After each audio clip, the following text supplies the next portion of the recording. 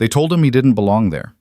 A man in a grease-stained shirt hauling a broken relic on a rusted trailer, standing in the middle of the most prestigious automotive restoration event in the country, surrounded by men in tailored suits who had never once touched a wrench with their bare hands. The chairman looked at him like he was something scraped off a tire. Nobody in that crowd knew the truth. Nobody knew that the nobody they were laughing at had built the very engine they all said was impossible to fix. Hit like. Drop your city below. Let's begin. The trailer hitch groaned when Ethan Brooks backed his truck up the slight incline of the Hartwell Restoration Invitational's entrance lane, and for a half second he thought the whole rig was going to jackknife right there in front of God and everybody. He corrected, straightened, let out a breath he hadn't realized he'd been holding.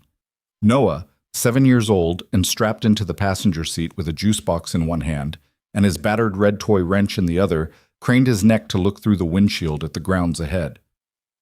"Dad," the boy said. "There's a lot of people." "Yeah." Ethan kept his eyes on the side mirrors. "There are. Are they all here to see us?" Ethan almost smiled. "No, buddy. They're here for the cars."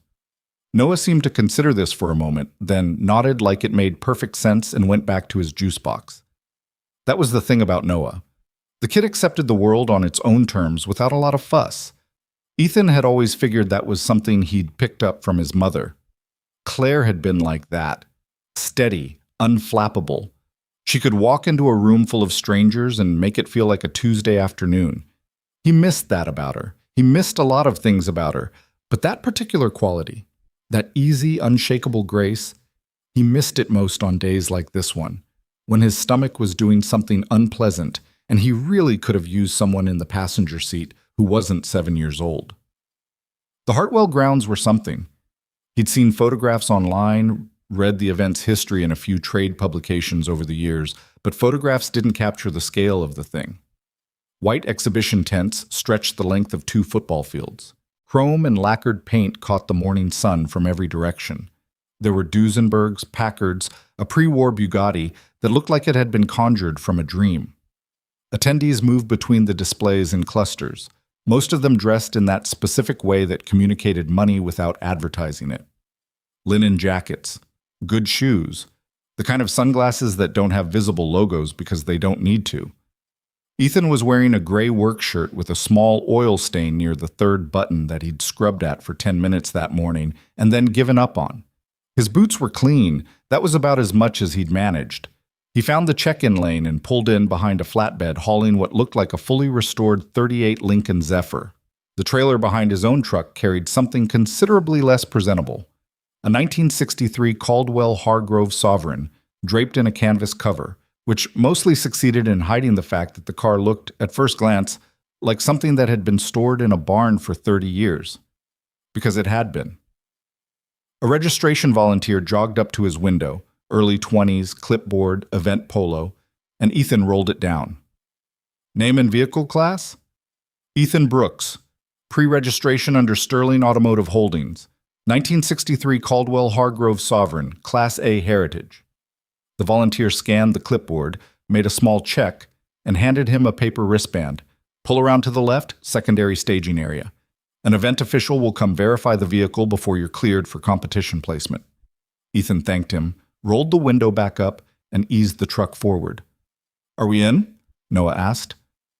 "We're in the parking area." "Is that the same as being in?" "Not exactly." Noah went back to his wrench. The secondary staging area was a flattened grass lot behind the main exhibition space, screened from the primary grounds by a line of oak trees.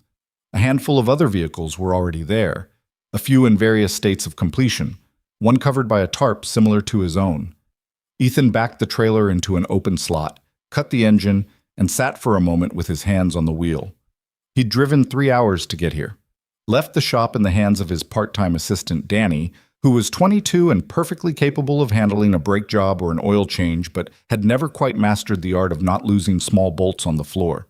He'd triple-checked the trailer straps at every rest stop. He'd reviewed the Sovereign's documentation folder so many times in the preceding weeks that he could recite the chassis numbers in his sleep. He was still not sure this was a good idea. Not because of the car. The car he understood. understood it in a way that went beyond technical familiarity, in a way that was closer to something he'd stopped thinking about years ago and had no particular desire to revisit. The car was fine. The car, given one night and the right conditions, would be more than fine. The uncertainty was about everything else. The event, the people, the specific flavor of performance that came with high-stakes public judgment, and the way he had never been particularly good at that kind of theater. Claire had always said he communicated best through his hands. "You could tell me you love me 100 times," she'd said once, laughing, "and I'd believe it. But watching you take an engine apart and put it back together, that's when I actually know you mean it." He'd taken that as a compliment. He was pretty sure it had been a compliment. "Dad, can I get out?" "Yeah, stay close." Noah was already unbuckling. The event official arrived about 15 minutes later, and arrived is perhaps generous. He materialized is more accurate, the way certain people do when they've spent years moving through spaces where everyone instinctively makes room for them. His name was Gerald Whitmore. Ethan knew this from the placard on his lapel and from the brief online research he'd done before the event. Gerald Whitmore, chairman of the Hartwell Restoration Invitational for 11 consecutive years, former collector, former board member of 3 separate automotive heritage foundations, a man who wore his expertise like a second skin and who had, according to several forum discussions Ethan had read, a well-documented tendency to make snap judgments about the competence of entrants based on almost no actual evidence. Whitmore was in his late 60s, silver hair, perfectly parted, a summer suit the color of old cream. He walked with the particular confidence of someone who had never once in recent memory been wrong about something in his own domain, and he was accompanied by 2 junior officials who trailed him at a respectful half-step. He stopped in front of Ethan's trailer, looked at the covered shape, looked at Ethan. Something in his expression arranged itself into a particular configuration, not quite a sneer but the aristocratic cousin of one. "This is the Sterling entry?" "Yes, sir." Ethan extended his hand. "Ethan Brooks." Whitmore looked at the hand for a beat before shaking it briefly. "You're representing Sterling Automotive Holdings." "I'm the restorer of record, yes." "And where's Ms. Sterling?" "She'll be here later this morning. She asked me to bring the vehicle in and complete check-in." Whitmore's attention drifted back to the trailer, then to Ethan's shirt, then to the truck, a 2009 F250 with a replaced front quarter panel that was slightly different shade of gray than the rest of the body. It was a good truck. It had 140,000 miles on it and had never once left him stranded, which was more than he could say for vehicles that cost 10 times as much. But it looked like what it was, a working man's truck. "What's your background?" Whitmore asked. The question landed with the precise weight of an assessment, not a conversation. "General restoration, some specialty engine work. Formal training?" "Some." One of the junior officials leaned forward and murmured something to Whitmore, who half turned to receive it without taking his eyes entirely off Ethan. Then he straightened again. "I'd like to see the vehicle." Ethan moved to the trailer and unclipped the canvas cover at the corners, pulling it back to reveal the Sovereign.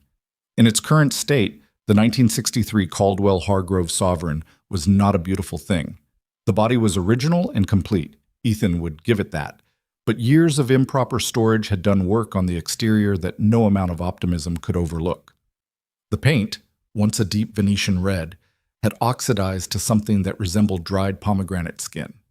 There was surface rust along the rocker panels, a small crack in the rear window seal, and the passenger door mirror had been replaced at some point with a unit that wasn't period correct. The chrome had gone gray and pitted. The interior, visible through the window glass, was worse. The original leather had dried and split. The headliner had partially separated. The carpet was indeterminate in color. But the body lines. The body lines on a Sovereign were extraordinary even under all of that.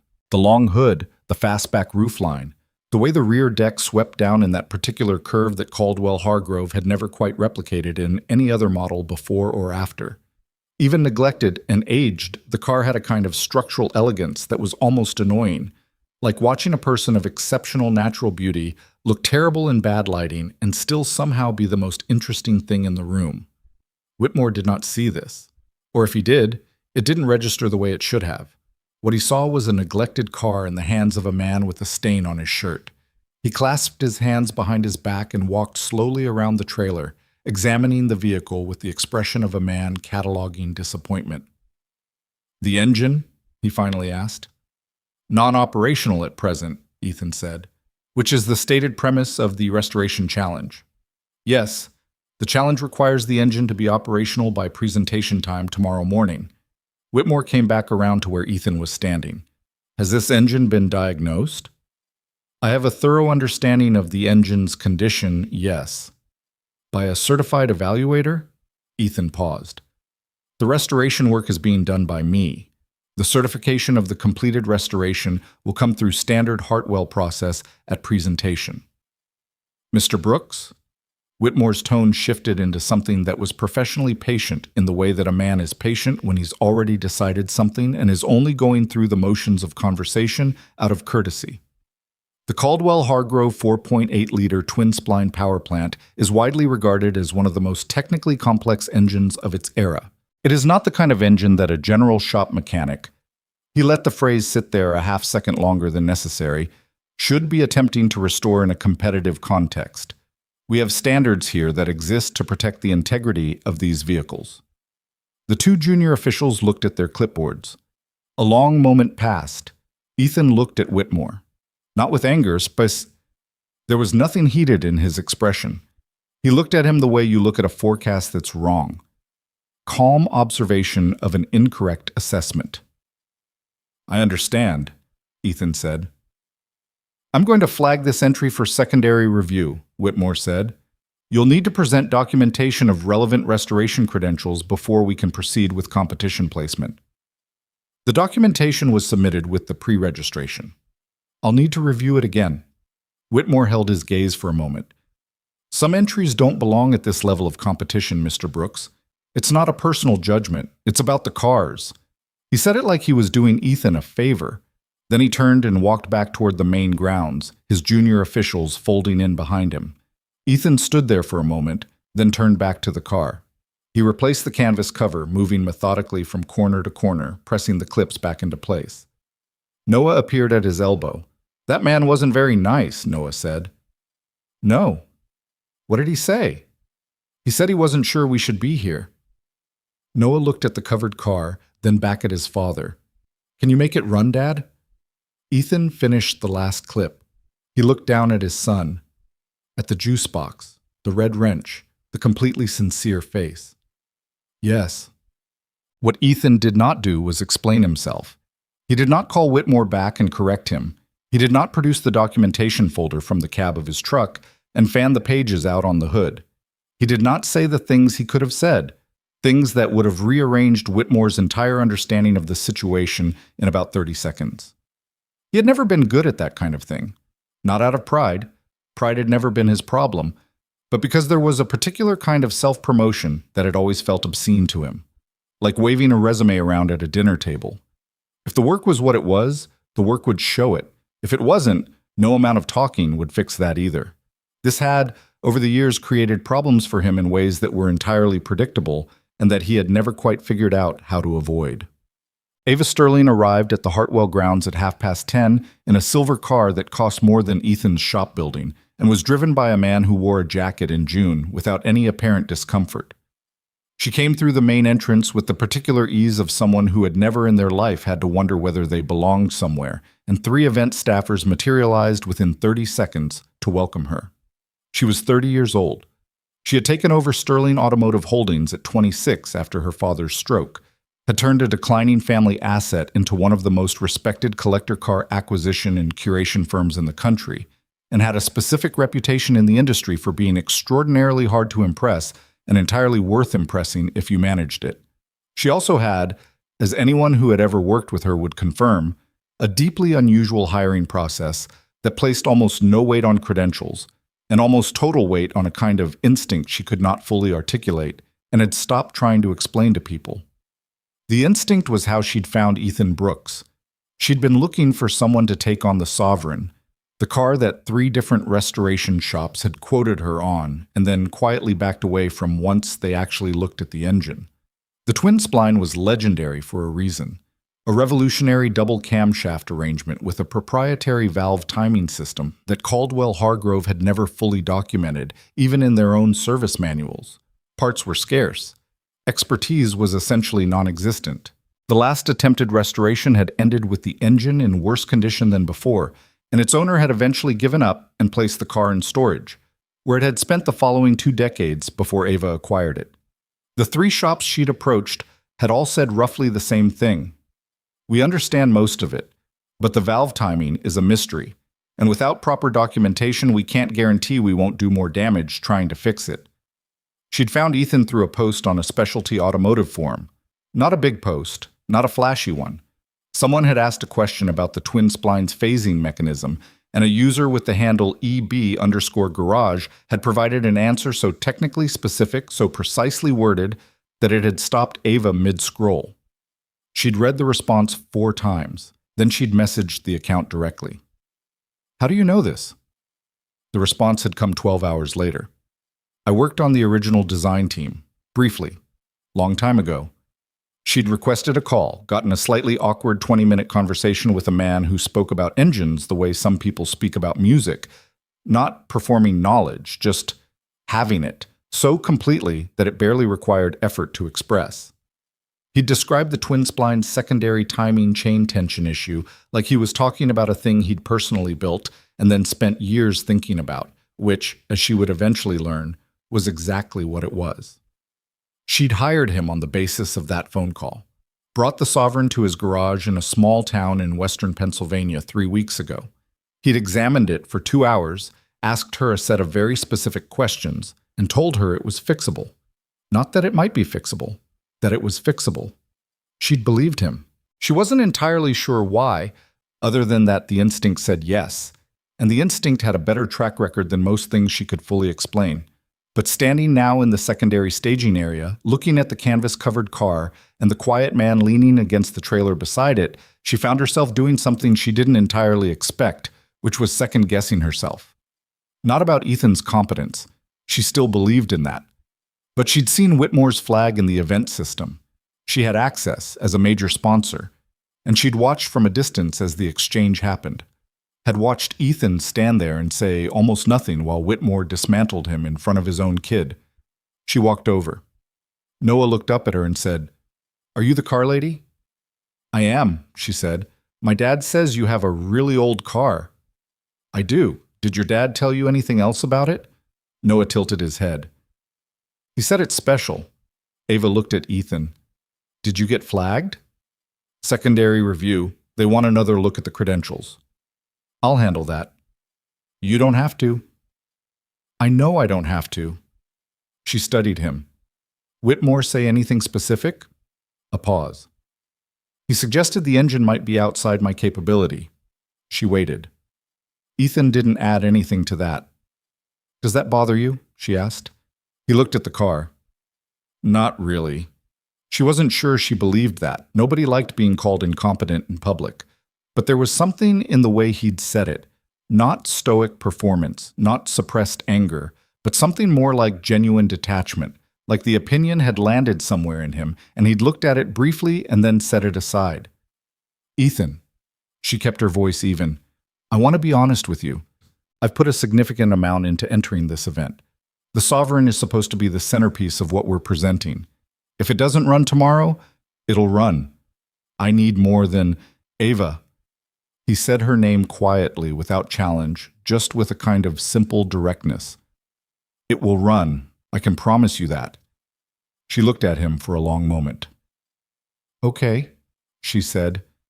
She didn't entirely understand why she believed him. She just did.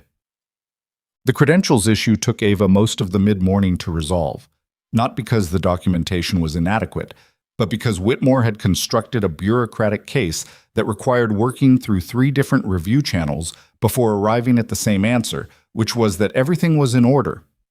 She did this without bringing Ethan into it, without making it a scene. She moved through the process the way she moved through most things, directly, without unnecessary noise, until the obstacle stopped being an obstacle. Ethan spent the morning doing something that surprised her when she checked back.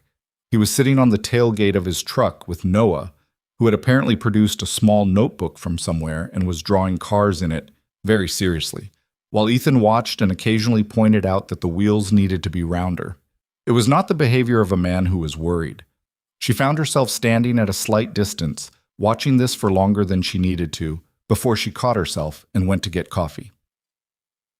By noon, the credentials review had concluded in their favor, and the Sovereign was cleared for competition placement.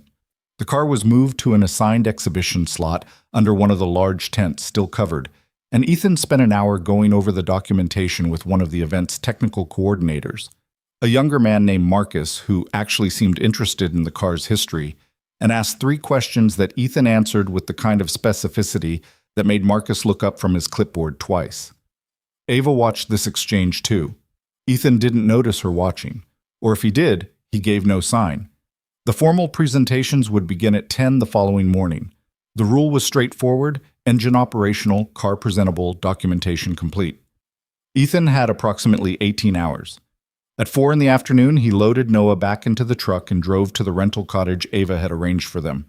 15 minutes from the grounds, a small place on a tree-lined road that had a kitchen and a yard and a porch that looked out at nothing in particular, which was exactly the kind of accommodation Ethan had specifically requested and which had mildly baffled Ava's travel coordinator, who had initially quoted him a hotel suite. Ava had overridden the coordinator and booked the cottage. She wasn't entirely sure why. At 7 that evening, a flatbed delivered the Sovereign to the cottage's wide gravel driveway. As Ava drove past at 8:30 and didn't stop. The garage light was on. She could hear, faintly through the open bay door, the sound of a wrench turning. She drove home being a property 30 minutes north that she hadn't actually spent consecutive nights at in about 3 months, and sat in her kitchen with a glass of water and thought about what she'd gotten herself into. She wasn't a sentimental person. She'd made peace with that a long time ago. Sterling Automotive Holdings ran on decisions, not feelings, and she'd gotten very good at making clean, evidence-based calls. The Ethan hire had been instinct rather than evidence, and instinct was something she'd learned to trust as a data point but not as a policy. And yet, she kept coming back to what she'd seen in that staging area. Not Whitmore's dismissal. She'd seen that kind of thing before. The particular brand of gatekeeping that expensive hobbies attracted, the way people with access protected access as though it were a finite resource. That wasn't interesting to her. What was interesting was Ethan's response to it, or rather his non-response. She'd hired people who responded to disrespect with ego, performers who needed to win the room, who needed their talent acknowledged publicly and immediately. She'd also hired people who responded with visible hurt, who took the slight home and let it do damage. Both types were understandable. Both types were manageable. But this was different. This was a man who had been publicly called inadequate in front of his own child, and who had then sat on a tailgate and drawn wheel shapes in the air for that same child while he waited for the bureaucratic obstacle to clear. She found herself wanting to know who he actually was. Not the mechanic, not the restoration specialist, the person underneath. She went to bed thinking about it and didn't entirely solve it before she fell asleep. The garage light at the cottage was still on at midnight, at 1 in the morning, at 2. Inside, Ethan Brooks was doing what he always did when everything else fell away. He was working. The Sovereign sat on the concrete floor with its hood open, and the garage was organized in the way his garage at home was organized. Tools laid out in a specific sequence, components arranged by order of operation, a small work light angled directly into the engine bay. His phone was on the workbench playing something low and instrumental that he didn't really hear anymore. He'd done a full assessment when the car first arrived at his home shop 3 weeks ago. He'd documented everything: the seized valve guides, the degraded timing chain tensioner, the cracked seals on the secondary cam journals that were almost certainly the original source of the engine's failure. He'd sourced the parts he could source, fabricated the 2 that he couldn't. The cam journal seals in particular required machining to spec because nothing compatible existed in the current aftermarket. He'd been working on this engine, in one form or another, for 3 weeks. Tonight was the assembly. The moment when everything he'd prepared either came together or revealed the gap between preparation and reality. He was not nervous. This was the thing that people who knew him, the small number of people who actually knew him, occasionally remarked on because it seemed like it shouldn't be true. He was nervous about plenty of things. He was nervous constantly, in the low-grade background way that all single parents were nervous. The persistent awareness that everything you had was walking around outside your body on small, occasionally reckless legs. He was nervous at school meetings. He was nervous when Noah had a fever. He was nervous at the first of the month, but he was not nervous about engines. Engines were the thing he understood before he understood almost anything else. His father had been a machinist. His grandfather had been a machinist. Ethan had grown up with the smell of machine oil the way other kids grew up with the smell of fresh bread. He'd taken it further than either of them had. A full engineering degree, then graduate work in mechanical systems, then a job that had seemed, at 24, like the best possible version of the life that was available to him, a small, innovative automotive engineering firm called Harwell Jensen Associates, which held a consulting contract with the remnants of the Caldwell-Hargrove manufacturing group. That was where the twin spline had come from. Not entirely from him. There had been 6 engineers in that room, and the design had been the product of all of them. But the secondary cam timing architecture had been his specific contribution. The thing that made the twin spline actually work, the innovation that had separated it from the 3 earlier attempts, and produced an engine that the automotive press, in 1963, had called a mechanical poem, in a phrase that everyone on the team had found both flattering and embarrassing. He thought about this very rarely. He'd left that world when Claire died, when Noah was 14 months old and Ethan was 25 and could not figure out how to be both an engineer and a father simultaneously. So he'd chosen the one that required him to be present in a specific physical location every day. He'd gone back to what he knew before the engineering, the mechanical work, the shop, the basic satisfaction of a concrete task completed with his hands. He'd built a small, sustainable business and a quiet life, and he'd watched his son grow into a small person with opinions about which dinosaurs were most interesting and a habit of carrying a toy wrench everywhere as if it were a security object, which maybe it was. He thought about the twin spline the way you think about a language you learned in another country. Not often, but instantly fluently when the moment required it. The moment required it now. He reached into the engine bay and began. Ote. He didn't hear Noah come in. One moment the garage was empty, except for him and the car and the low music, and the next moment Noah was there in his pajamas, the ones with the small rockets on them that he'd had for most of the year and that were getting slightly short in the leg, carrying the red wrench and looking at the engine with the expression of someone who has shown up and is prepared to be useful. Noah, Ethan straightened. It's past midnight. I know, Noah said. I wasn't tired. Buddy, can I sit with you? Ethan looked at him. The kitchen light through the door. The October cold in the air. They'd left the garage door open to ventilate. Noah's feet were in socks. Get your shoes on, Ethan said. Noah disappeared and reappeared 30 seconds later with his sneakers on the wrong feet, laces untied. Ethan crouched down and fixed this without comment, then found a low wooden stool and set it at a safe distance from the car. You can sit there. You don't touch anything unless I say it's okay. Noah climbed onto the stool with great seriousness and set the red wrench across his knees. What are you doing right now? Installing the cam journals. What are those? Ethan turned back to the engine. They hold the camshafts in place. The camshafts control when the valves open and close. What do the valves do? Let air and fuel in. Let exhaust out. And if the journals aren't right, the timing's off, the engine doesn't run right, or doesn't run at all. Noah considered this. So they're important. Very. Are you sure you know how to do them? Ethan paused in his work and looked back at his son with an expression that was trying not to be amused. I'm sure, he said.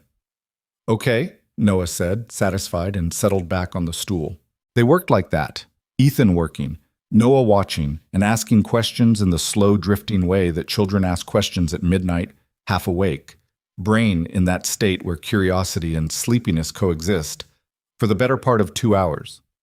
At some point, Noah's questions got farther and farther apart, and Ethan looked back to find his son asleep on the stool, the red wrench still across his knees, his head tipped to one side. He stood there for a moment, looking at him. Then he took his work jacket off the hook by the door and draped it around the kid's shoulders. He went back to work.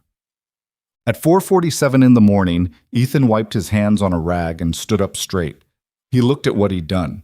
He looked at the engine, at the clean assembly, the properly seated cam journals, the new primary chain running true and taut, the secondary chain with its freshly rebuilt tensioner, the rebuilt valve guides, the new seals, everything torqued to spec and locked off. He looked at it the way a man looks at something he built once, a long time ago, and is seen again for the first time in many years.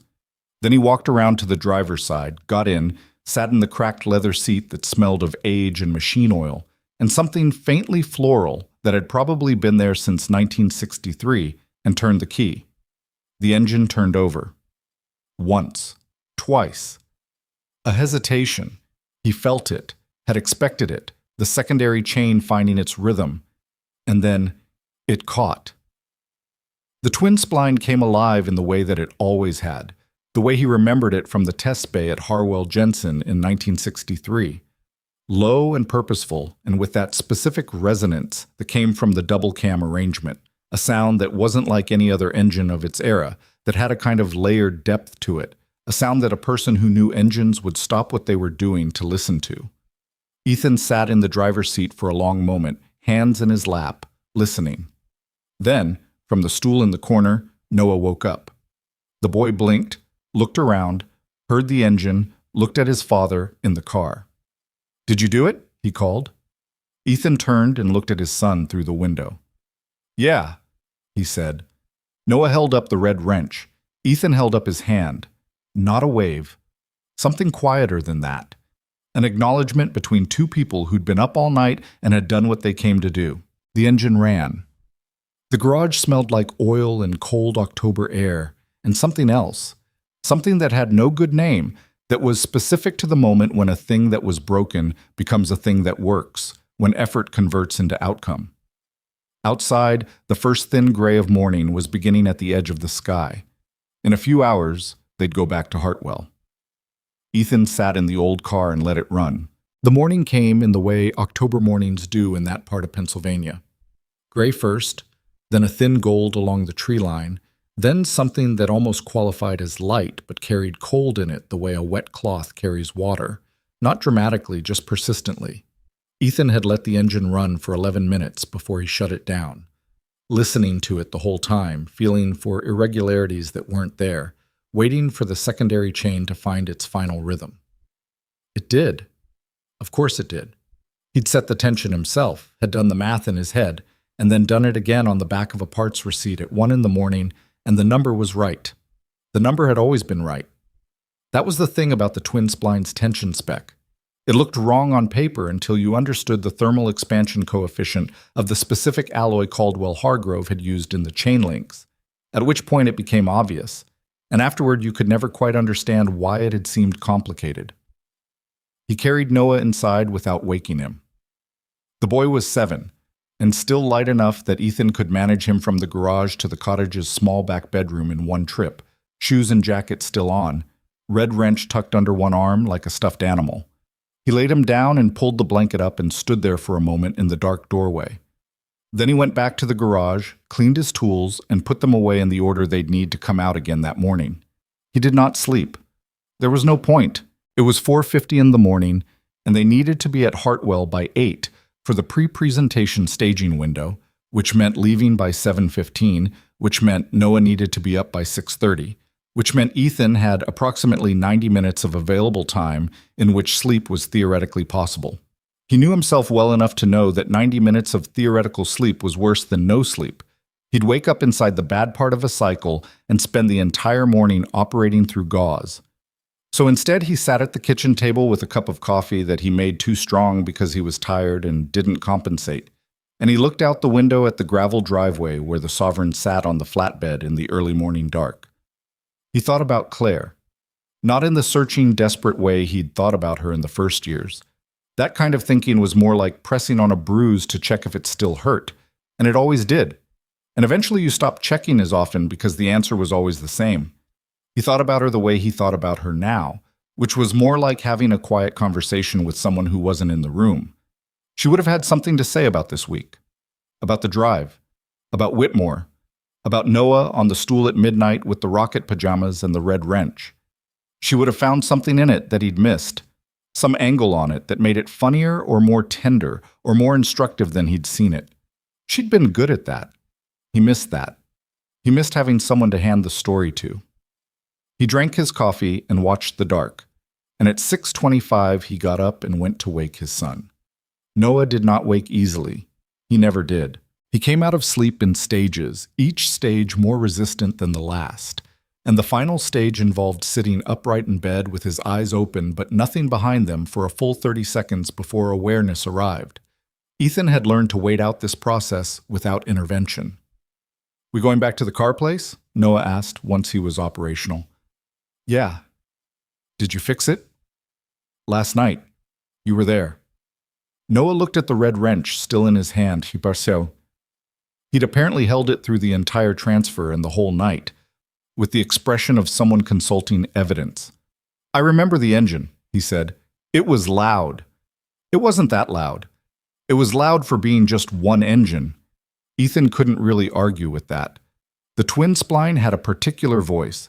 He made Noah eggs and toast, which Noah ate with the focused efficiency of a person who has things to do, and by 7 they were both dressed, and the garage was locked, and the Sovereign was strapped and ready, and Ethan had put his tools in the truck bed in the case that anything needed adjustment at the grounds.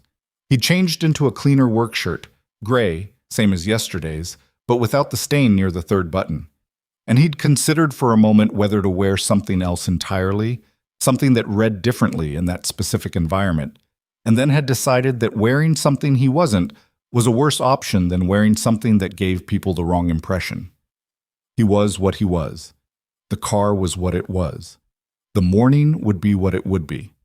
He backed the truck out of the gravel drive as the sun finally committed to being a real thing and drove toward Hartwell. Ava Sterling was already at the grounds when they arrived.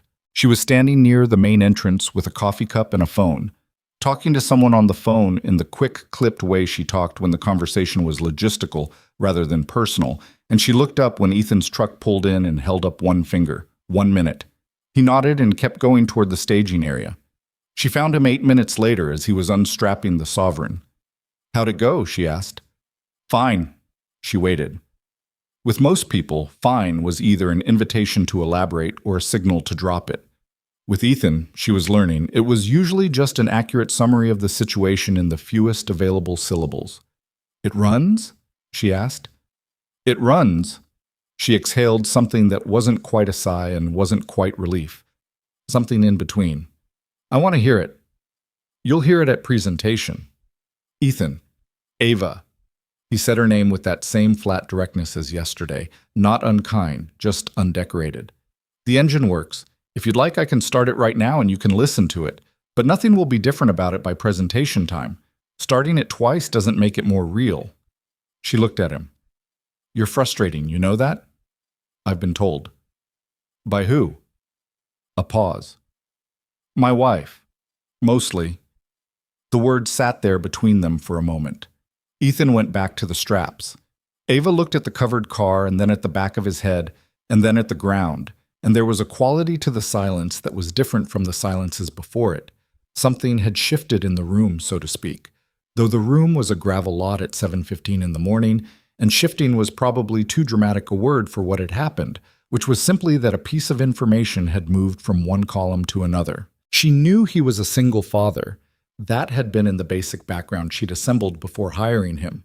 She hadn't known the specific weight of the word he'd just used, the way it carried its own past tense. She didn't say anything. There wasn't anything appropriate to say.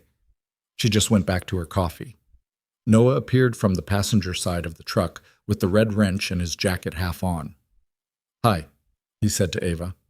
"Hi yourself." "The engine runs," he told her, with the authority of someone who had witnessed the critical event and was now authorized to report it. "My dad fixed it last night. I helped." Ava looked down at him. Something in her expression shifted in a way that was small enough that only people paying attention would have caught it. "What did you do?" Noah held up the wrench. "Essential work," Ava said. He nodded seriously. "I know." The Sovereign came off the trailer at 7:40 and was rolled into its assigned exhibition space under the east tent. Ethan went over it one more time, a full external walk with his hands in his pockets, just looking, the way a surgeon might review the pre-op imaging one more time before going in. Not because he expected to find anything, but because the habit of thoroughness was not something he turned off. The body panels were clean. He'd spent an hour the previous week doing a preliminary surface treatment that wasn't a full restoration. That wasn't the point of the challenge.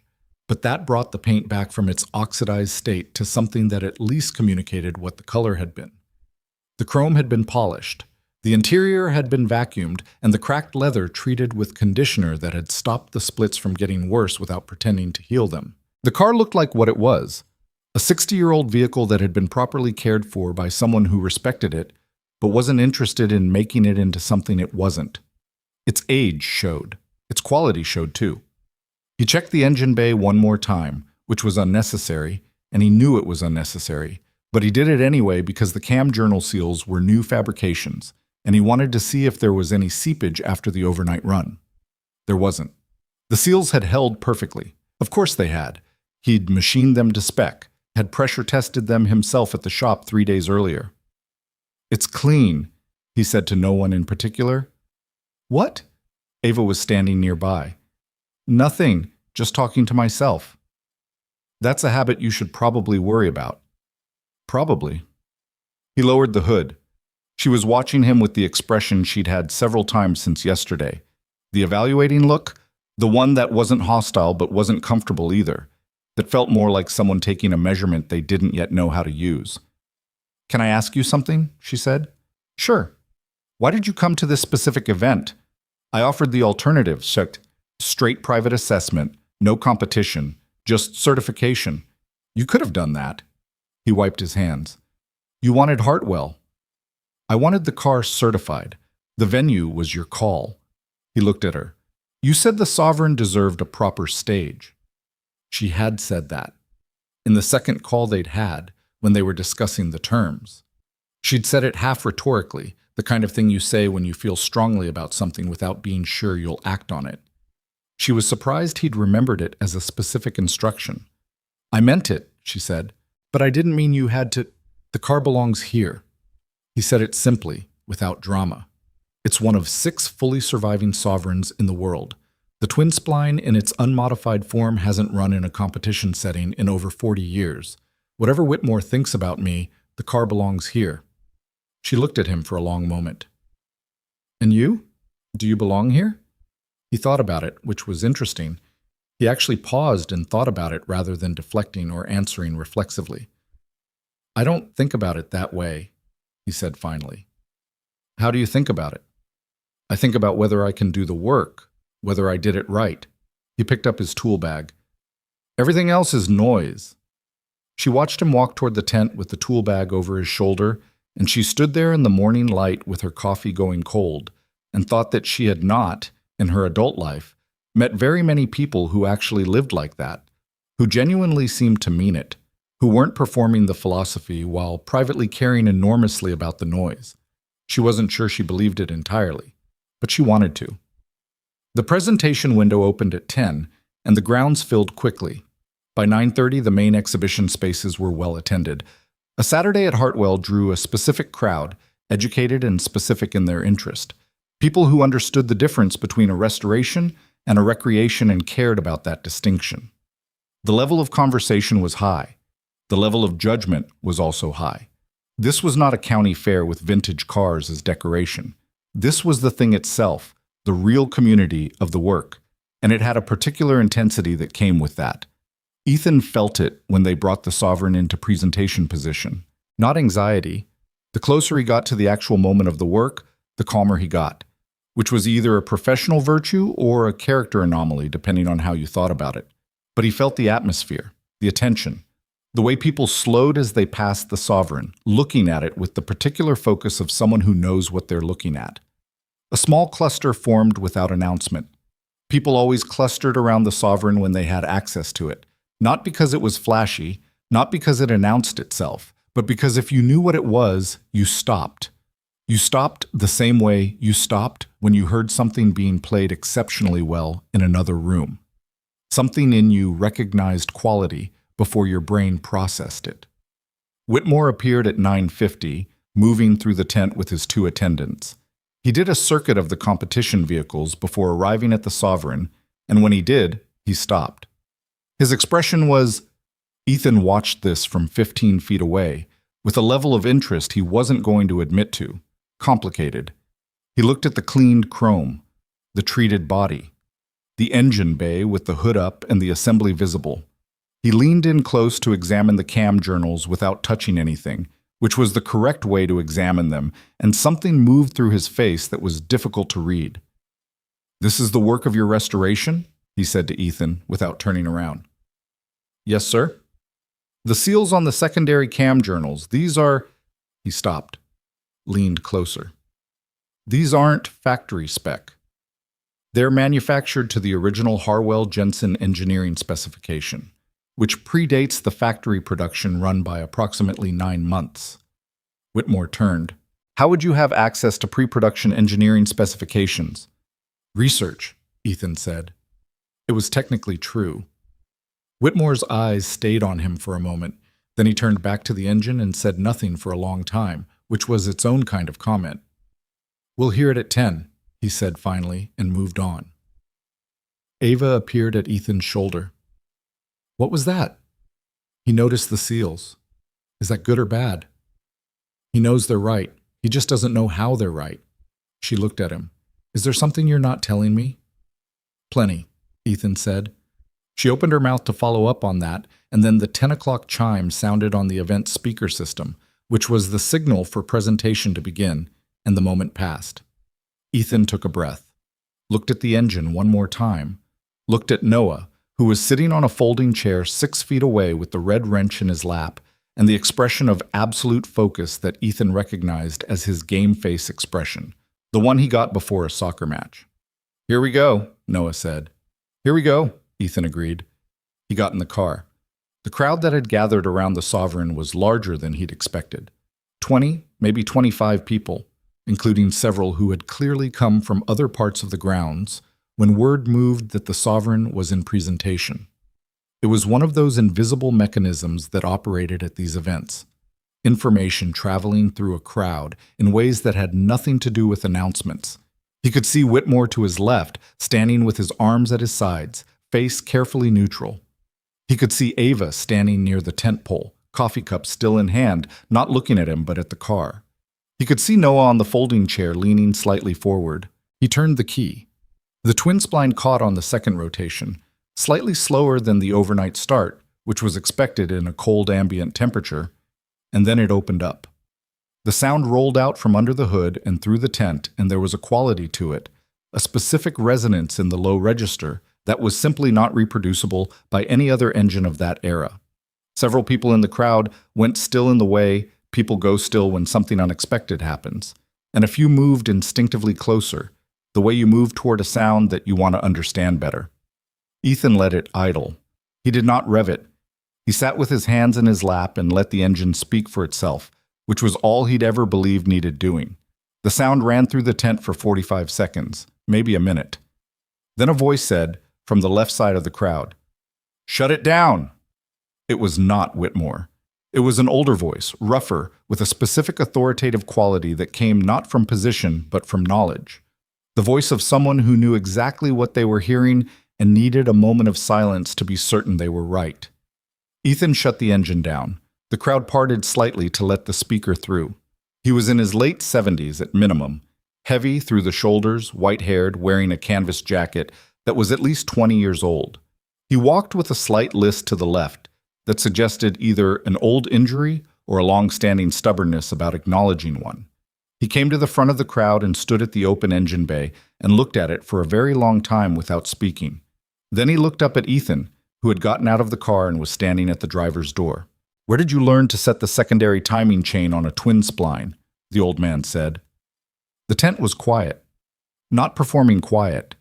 Actually quiet. The kind that happens when enough people simultaneously understand that something significant is being said. Ethan looked at him. "I was on the original design team." The silence got bigger. The cam journal spec is pre-production, the old man said. Not in any service manual, not in any public documentation. I know because I was the project manager on the Harwell-Jensen contract. He paused. I never knew your name. Ethan Brooks. I was on the team for 14 months. You were the secondary timing architecture. Yes. The old man looked at the engine, then at Ethan, then at the engine again. Then he turned to address the crowd with the unhurried certainty of someone delivering an account of something they personally witnessed. This man designed this engine, he said. Not restored it, designed it. 63 years ago, he built the thing that all of us thought was impossible to bring back, and he just ran it like he was starting his car on a Tuesday morning. Several things happened more or less simultaneously. A sound ran through the crowd. Not applause, not yet. Something more confused than that, the sound of a large group of people recalibrating. Whitmore went very still. Ava, across the tent, set her coffee cup down on a display table and stared at Ethan with an expression that was doing 3 different things at once. Noah slid off his folding chair and walked to his father's side and stood there, red wrench in hand, not entirely sure what had just happened, but recognizing that it was important. Ethan put his hand on Noah's shoulder. He looked at Whitmore. He didn't say anything. He didn't need to. The expression on his face wasn't triumph. It wasn't satisfaction even. It was just steady. The same steady that had been there when Whitmore dismissed him yesterday, and the same steady that had been there all night in the garage. Nothing had changed in him. The only thing that had changed was the information available to everyone else. Whitmore held his gaze for a moment that was probably only 3 seconds, but felt considerably longer. Then he looked at the engine, then back at Ethan. I owe you an apology, he said. His voice was flat. He was not a man who apologized easily. That was clear. The words came out like something being set down that had been carried at some discomfort. You don't, Ethan said. I assessed you without adequate... Mr. Whitmore! Ethan's voice was even. Not cold, not forgiving in the theatrical sense, just direct. You looked at my truck and my shirt and made a call. It was wrong. But the car is what it is regardless of what you thought about me, and that's fine. That's the only part that matters. Whitmore looked at him for another moment. Then he straightened, adjusted his jacket, and turned to the junior officials behind him. Clear the Sterling entry for full competition, he said, top of the Class A heritage slate. He paused, then added, quietly but audibly, and removed the secondary review flag from the record. The junior official made a note. The crowd exhaled. Ava was still staring at Ethan. The old man with the canvas jacket had drifted back to the edge of the gathering and was now looking at the engine again with an expression that was something between professional interest and something more personal. The look of someone seeing an old piece of their own work still alive. That was, Ava started when she reached Ethan's side. Not now, he said quietly. What do you mean, not now? You just... Ava, he looked at her. Not now. She stopped, looked at him, then looked down at Noah, who was looking up at her. Your dad, she said to the boy, and then ran out of words for a moment. I know, Noah said, with a 7-year-old's complete and uncomplicated certainty. The applause started somewhere in the back of the crowd and moved forward in the way real applause moves. Not the organized kind, not the polite kind, but the kind that begins when somebody's hands just start because they can't do anything else. It filled the tent and went a little beyond it, drawing curious looks from the adjacent exhibition spaces. Ethan stood next to the running car. No, the stopped car. The car he'd shut down before all of this. The car that had run exactly as it should have, and let the sound land where it landed, and didn't do anything in particular with it. His hand was still on Noah's shoulder. Noah had the wrench raised slightly, like a small, unnecessary trophy. Ethan looked down at him. Okay, he said. Okay, Noah agreed. Outside, the October morning had finally committed to being sunny, the kind of clear, cold, specific light that made everything look slightly more itself. Edges sharper, colors more accurate, the world briefly honest about its own dimensions. The Sovereign sat in its exhibition space with its hood still up, the twin spline visible and still and waiting, and the small crowd around it lingered in the way that people linger around things they don't want to stop looking at. Ava stood off to one side, watching Ethan field a question from the old project manager, who had introduced himself as Harold Vance, and who was now deep in a technical conversation about the cam journal fabrication process that was clearly going to last a while, and that Ethan had walked into without hesitation, because that was the language he spoke, the one that came without effort.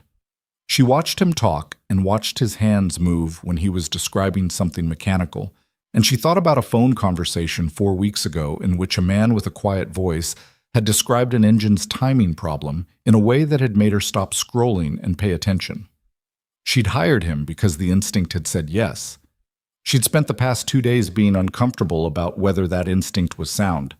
Standing here now, coffee long cold, watching the morning work itself out, she thought that the instinct had been more right than she'd known to ask for. There was more she wanted to understand about Ethan Brooks. The engineering background, yes, the Harwell-Jensen tenure, the design work, all of it, but also the other things. The wife he'd referred to in the past tense, the small life he'd built after the larger one had ended, the kid on the stool at midnight with the rocket pajamas. The gap between who he'd been and who he'd become, and what that transition had cost, and whether it had felt like a loss or a choice, or something that didn't fit either category. She wasn't sure that was her business. She also wasn't sure it wasn't. But that was a question for a different kind of morning, and this particular morning had been enough. She walked over to where Harold Vance and Ethan were talking and arrived just in time to hear Vance say, "The thermal expansion coefficient, that was the piece none of us could crack. The rest of the team spent 3 months on it. You solved it in, what was it, 2 weeks?" 10 days, Ethan said, but I had the right alloy data. The rest of the team was working from the Caldwell-Hargrove factory specs. I went back to the raw material supplier documentation. Vance shook his head with the slow appreciation of someone revisiting an old puzzle. 10 days. He looked at Ethan. You should never have left that field. A pause. Ethan looked at his hands, then at Noah, who was over by the car now, pressing his nose against the window glass to look at the cracked leather interior. I left it for the right reasons, he said. Vance followed his gaze, looked at the boy, looked back at Ethan. Fair enough, he said. The tent hummed around them with the low, specific sound of a world that had just learned something it hadn't known before. And inside that sound, quieter than everything else, the sovereign sat and waited for what came next. Harold Vance stayed for another 40 minutes.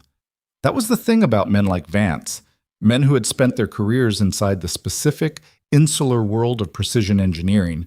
They didn't do small talk, but they could sustain a technical conversation indefinitely, the way a river sustains itself, one current feeding into the next without requiring any external input. He and Ethan went from the cam journal fabrication process to the broader question of the twin-spline secondary timing architecture to a disagreement, apparently unresolved since 1963, about whether the double cam arrangement had been over-engineered for the production vehicle's intended market. Vance had thought so at the time. Ethan had thought the opposite. 63 years had not changed either position, but both men seemed to find a genuine pleasure in the argument that had nothing to do with winning it. Ava stood nearby and listened and learned more about internal combustion engineering in 40 minutes than she'd accumulated in 10 years of running an automotive acquisitions firm, which was humbling in the specific way that discovering a gap in your own expertise is humbling. Not destructive, just clarifying. She also watched Ethan during the conversation and noticed something she hadn't seen before, or hadn't seen clearly. He was comfortable, not performing comfort, not managing discomfort, but actually at ease in a way that he hadn't been at any other point during the previous 24 hours. When he talked about the engine he'd helped build, his sentences came out differently, longer, more specific, carrying a weight of detail that suggested he was pulling from a place in his memory that didn't require retrieval effort because the information had never really left. It was the fluency of someone speaking their first language after years of operating in a second one. It made her wonder, not for the first time and with more texture than before, what it had cost him to set it down. Vance left eventually, pressing a business card into Ethan's hand and saying something in a low voice that Ava didn't catch, and then moving off through the crowd with his slight leftward list. Ethan looked at the card for a moment, then put it in his shirt pocket. The rest of the morning moved with the specific rhythm of a competition event settling into its groove. Assessments, deliberations, the gradual accumulation of official attention on each vehicle as the judges made their methodical rounds. The sovereign drew disproportionate time. This was partly the story that had moved through the tent. Harold Vance's announcement had circulated faster than anything on the event's official program, acquiring detail and embellishment as it went, so that by 11 o'clock there were people visiting the sovereign who had heard a version of the story that included Ethan being the sole inventor of the engine, which was not accurate, and at least one version that had him being personally recruited by Caldwell Hargrove himself, who had died in 1957 and could not have recruited anyone in 1963. Ethan heard fragments of these versions and said nothing to correct them, which was either admirable restraint or a character flaw depending on your position on the value of accuracy. Partly, the attention was simply the car. The twin spline running was a document. People who knew engines understood that what they were hearing was a piece of design work that had not been repeated and could not be repeated, not because the knowledge was lost, though it had nearly been, but because the conditions that had produced it were unrepeatable. A small firm, an unusual contract, 6 engineers in a room for 14 months. A solution that had emerged from the particular combination of those 6 minds at that specific moment. It was the kind of thing that existed once and then existed only as artifact. Noah did not understand most of this and was handling the morning with the adaptive pragmatism of a 7-year-old at an adult event, which meant finding the acceptable edges of his permitted territory and operating there. He'd discovered that the Sovereign's passenger window reflected the overhead tent lighting in a way that let him see his own distorted face, which had occupied him for a while. He'd also found, somewhere in the crowd, another kid approximately his age whose parent was exhibiting a 1949 Packard Custom 8, and the two of them had established the kind of instant, wordless alliance that children form at events where they're outnumbered by adults, united by the single shared interest of not being bored. Ethan tracked Noah with the peripheral awareness that never entirely switched off, the low background process that was just always running, checking. He knew where Noah was at every moment without appearing to look. This was a skill that had taken about 2 years of single parenting to develop, and that he'd never had to consciously practice. It had installed itself through necessity, like learning to sleep lightly. He was standing with one of the Hartwell technical judges, a methodical woman named Renata Osei, who was going through the documentation with the focused attention that good judges brought to the process, when Ava appeared at his elbow again. "Reporter?" she said quietly. "No. Ethan. I'm not talking to a reporter. She's from Restoration Quarterly. It's not Ava." He kept his voice even and his eyes on Renata's documentation review. "I didn't come here for a story." A pause behind him. "What did you come here for?" He didn't answer immediately. Renata was examining the cam journal documentation now, cross-referencing the fabrication specs with the visual assessment she'd done of the installed seals, and she had the look of someone who was finding things consistent, which they were, because they were.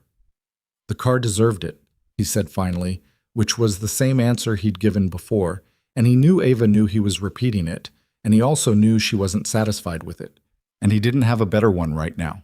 She made a sound that was not quite frustration and not quite acceptance, and moved away. He watched her go in his peripheral vision.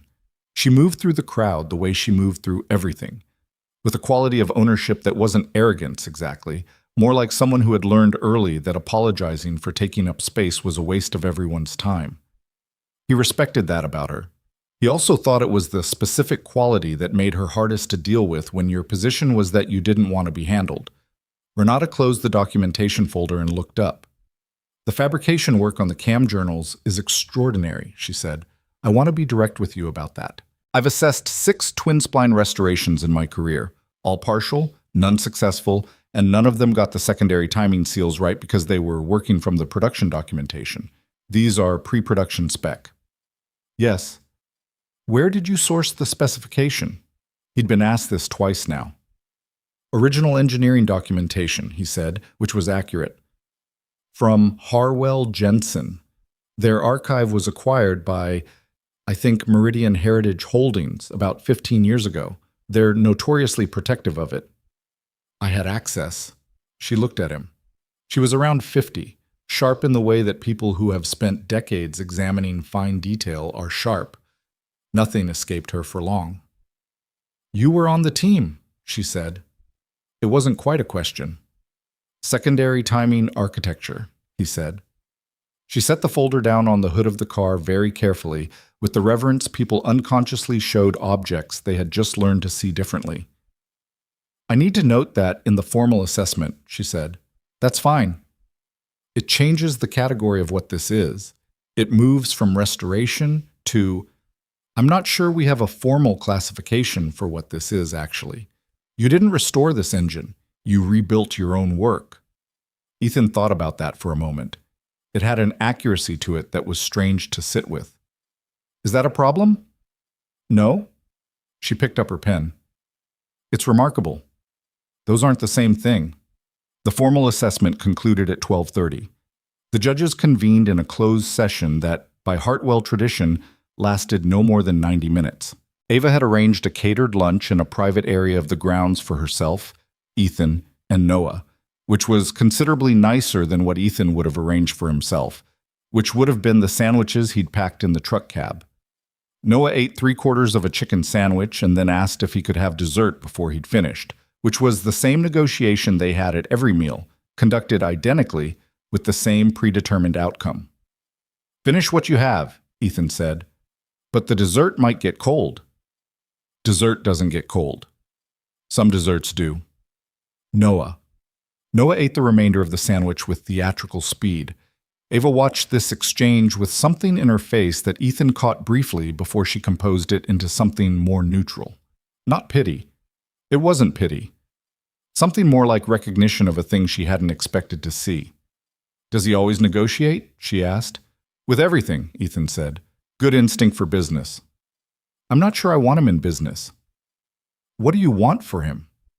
The question came out with a casualness that didn't fully conceal its weight. Ethan looked at Noah, who was now examining the dessert options with the systematic focus of a person making a consequential decision. "I want him to know what he's good at," Ethan said, "and to be allowed to do it." Ava was quiet for a moment. Then, "Is that what happened to you? You knew what you were good at and weren't allowed to do it?" He looked at her. "I left voluntarily." "I know. I'm asking whether leaving felt like a choice or a cost." He reached for his coffee cup, which gave him a moment that wasn't quite an answer and wasn't quite an evasion. "Both," he said finally. "Things usually are." She accepted that. She didn't push it further, which he noted because, in his experience, most people who asked that kind of question were building towards something and became uncomfortable when the conversation stalled. She didn't. She just let it settle. Noah chose the chocolate thing. The judges emerged at 2:15. The announcement happened in the main exhibition space, under the central tent, with a formality that the event applied to all its major declarations. Whitmore at the podium, the gathered crowd, the particular hush that fell when something was about to be made official. Class by class, vehicle by vehicle, assessments delivered in the calibrated language of people who had built careers on precision of expression. Ethan stood with Noah beside him and Ava slightly behind and to his right. He'd moved the Sovereign into the main space for the announcement period, and it sat in its designated spot with its hood now closed, the Venetian red paint catching the afternoon light through the tent walls in a way that communicated something about the quality of the surface treatment even at a distance. When Whitmore reached Class A heritage, he paused in a way that was deliberate rather than hesitant. The 1963 Caldwell Hargrove Sovereign, entered by Sterling Automotive Holdings, restoration work by Ethan Brooks, he began, and then paused again. "I want to say something before I read the assessment, which I don't typically do." The tent was quiet. Whitmore looked at the lectern for a moment, then up at the crowd. "When this vehicle arrived at Hartwell yesterday, I made a judgment about its restorer based on information that was inadequate and frankly on impressions that had nothing to do with the work. I was wrong about that. I want the record of this event to reflect that I was wrong." He looked briefly in Ethan's direction, not for long, and not in a way that made it a performance, just a look that acknowledged the person it needed to acknowledge. "The Sovereign's restoration has been assessed as exceptional in every technical category. The CAM journal work in particular represents a standard that this event has not seen in any previous submission. The judge's formal notes will reflect that the restoration was conducted by the original designer of the twin spline power plant, whose name appears in the Harwell-Jensen engineering record. He looked back at the lectern. Class A heritage, best in category, the 1963 Caldwell-Hargrove Sovereign. The applause was different this time. Fuller. It had the quality of a crowd that had been building toward something since 10 in the morning and had arrived. Ethan did not move immediately. He stood with his hand on Noah's shoulder and waited for the sound to peak and begin its natural decline. Then he walked to the podium and accepted the award. A small plaque, heavier than it looked, the Hartwell seal embossed in its center, and shook Whitmore's hand. Whitmore held the handshake a beat longer than a formal handshake required. "I should have looked at the documentation," he said, low. "It wouldn't have told you what you needed to know," Ethan said. Whitmore looked at him. "What do you mean?" "The documentation listed my credentials from after I left the industry. Shop experience, restoration work, nothing from Harwell-Jensen. I scrubbed that when I changed careers." He paused. "You couldn't have known." Whitmore absorbed this. "Then how was I supposed to—" "You could have looked at the car." Ethan said it without blame, just as a statement of what had been available. "The car would have told you. It always does." He stepped away from the podium. Noah was waiting. He had both hands raised, an expression of absolute vindication on his face, the red wrench held aloft like a small flag. "We won," he announced. "We won," Ethan confirmed. "I helped." "You helped." Noah lowered the wrench and looked at the plaque with great seriousness. "Can I hold it?" Ethan handed it over. Noah held it with both hands, assessed its weight, turned it over to examine the back, and then held it against his chest like he was guarding it. "It's heavy," he said. "Yeah. That's because it's real," Noah said, with the confident philosophical authority of a 7-year-old who has just had a thought that happens to be correct. Ava arrived. She looked at Ethan and at the plaque in Noah's hands, and for a moment she simply stood there, which was unusual for her, and she made no move to fill the silence with anything. "You should have told me," she said finally. "About the design work. It didn't seem relevant. It was, Ethan, it was massively relevant to everything, to why I hired you, to what we were doing here, to—" "You hired me because you thought I could fix the engine," he said. "I fixed the engine. The reason I knew how to fix it doesn't change that outcome. It changes what I understood about the person I was working with." He looked at her steadily. "Does it matter?" "Yes," she said, without hesitation.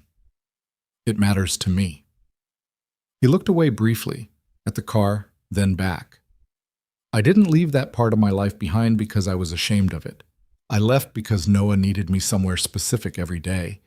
And the engineering work wasn't that kind of work. And once I left, I didn't stop being the person who did it. I just stopped leading with it because it wasn't the current chapter.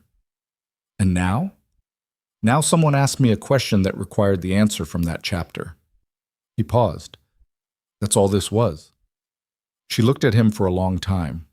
The tent hummed around them. Someone in the crowd laughed at something, briefly, and was absorbed back into the general sound. "I don't think that's all this was," she said. He didn't have a response to that. He picked up the plaque from Noah and turned it over in his hands, reading the engraved text, and then handed it back to the boy. The afternoon broke open from there. The formal event concluded. The crowds thinned gradually. The vehicles began their processes of being wrapped and loaded and returned to wherever they came from. Harold Vance found Ethan again briefly, long enough to say that he intended to write something for a technical journal about the sovereign restoration, and wanted to include the CAM journal specifications, and would Ethan consent to that? Ethan said yes, provided the Harwell-Jensen engineering record was properly credited. Vance said of course, looked briefly like he wanted to say something else, and then offered his hand instead, and Ethan shook it, and that was sufficient. A handful of other conversations happened that Ethan navigated with varying degrees of comfort. A collector from outside Cleveland who wanted to discuss an unrelated Cadillac project. a vintage parts dealer who had apparently been trying to source twin spline components for years and had questions that became gradually less professional and more personal in their admiration. Two different people who asked if he'd be willing to speak at next year's event. He said he'd think about it. He said this to both of them and did not say yes or no, which he knew they received as a polite no, and which might have been a polite no, and which might also have been genuine uncertainty. And he didn't try to resolve which one it was because the afternoon was long and he was very tired. He was running on under 2 hours of sleep, which he'd been aware of at a low level all day, but which was now presenting more insistently, a weight behind his eyes that rest of body could compensate for up to a point. He'd hit the point somewhere around 3 in the afternoon. Noah had also been going since 6:30 in the morning and was currently demonstrating the specific behavior of a child who was exhausted and refusing to acknowledge it, which manifested as an unusual degree of philosophical engagement, sitting next to his father on a bench outside the tent, staring at the Sovereign on its trailer and asking questions. Dad. Yeah. If you made the engine, does that mean the car is partly yours? Ethan considered this. No, the car belongs to Ava. I designed the engine a long time ago as part of a job. When you do work as part of a job, the thing you make belongs to the person who paid for it. That doesn't seem fair. It's the arrangement. What if you made something really good? Does it still belong to them? Usually. What do you own then? He thought about it. The knowledge, the experience of making it. Nobody can take that. Noah processed this. And me, he said. You own me. I don't own you. You know what I mean. Ethan looked at him. Yeah, I know what you mean. They sat there for a while in the thinning afternoon light, the October sun now doing its late afternoon thing, where it came in at an angle that made everything look like the end of something, and the grounds cleared around them at the gentle pace of a good day ending. Ava came out of the tent at 4:30 and found them on the bench. She sat down on Ethan's other side without asking, which was direct in a way that he'd come to accept as simply how she operated. She had the plaque, which Noah had left with her for safekeeping. I want to talk to you about something, she said. Okay.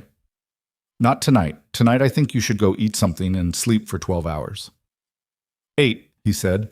We have to drive back tomorrow. Drive back the day after. Stay an extra night. The cottage is paid through Sunday. He looked at her.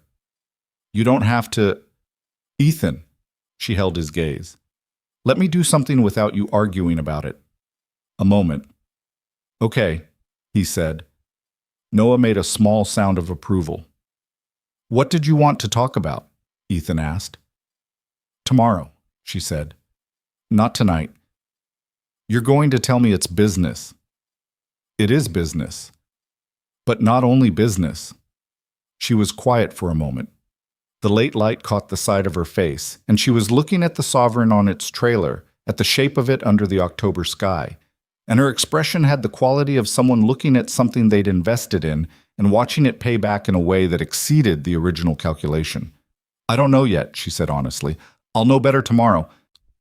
They sat there, the three of them, on the bench outside the tent at the end of the Hartwell Restoration Invitational, while the grounds emptied around them and the light shifted and Noah eventually fell sideways against his father's arm and went to sleep in the compact, immediate way that exhausted children sleep, without ceremony or warning. Ethan put his arm around him. The plaque sat on the bench on Ava's side, the Hartwell seal catching the last of the afternoon light. Inside the trailer, the Sovereign waited in the particular stillness of a machine that has just proven what it is and has no further point to make. The twin spline was cold now, at rest.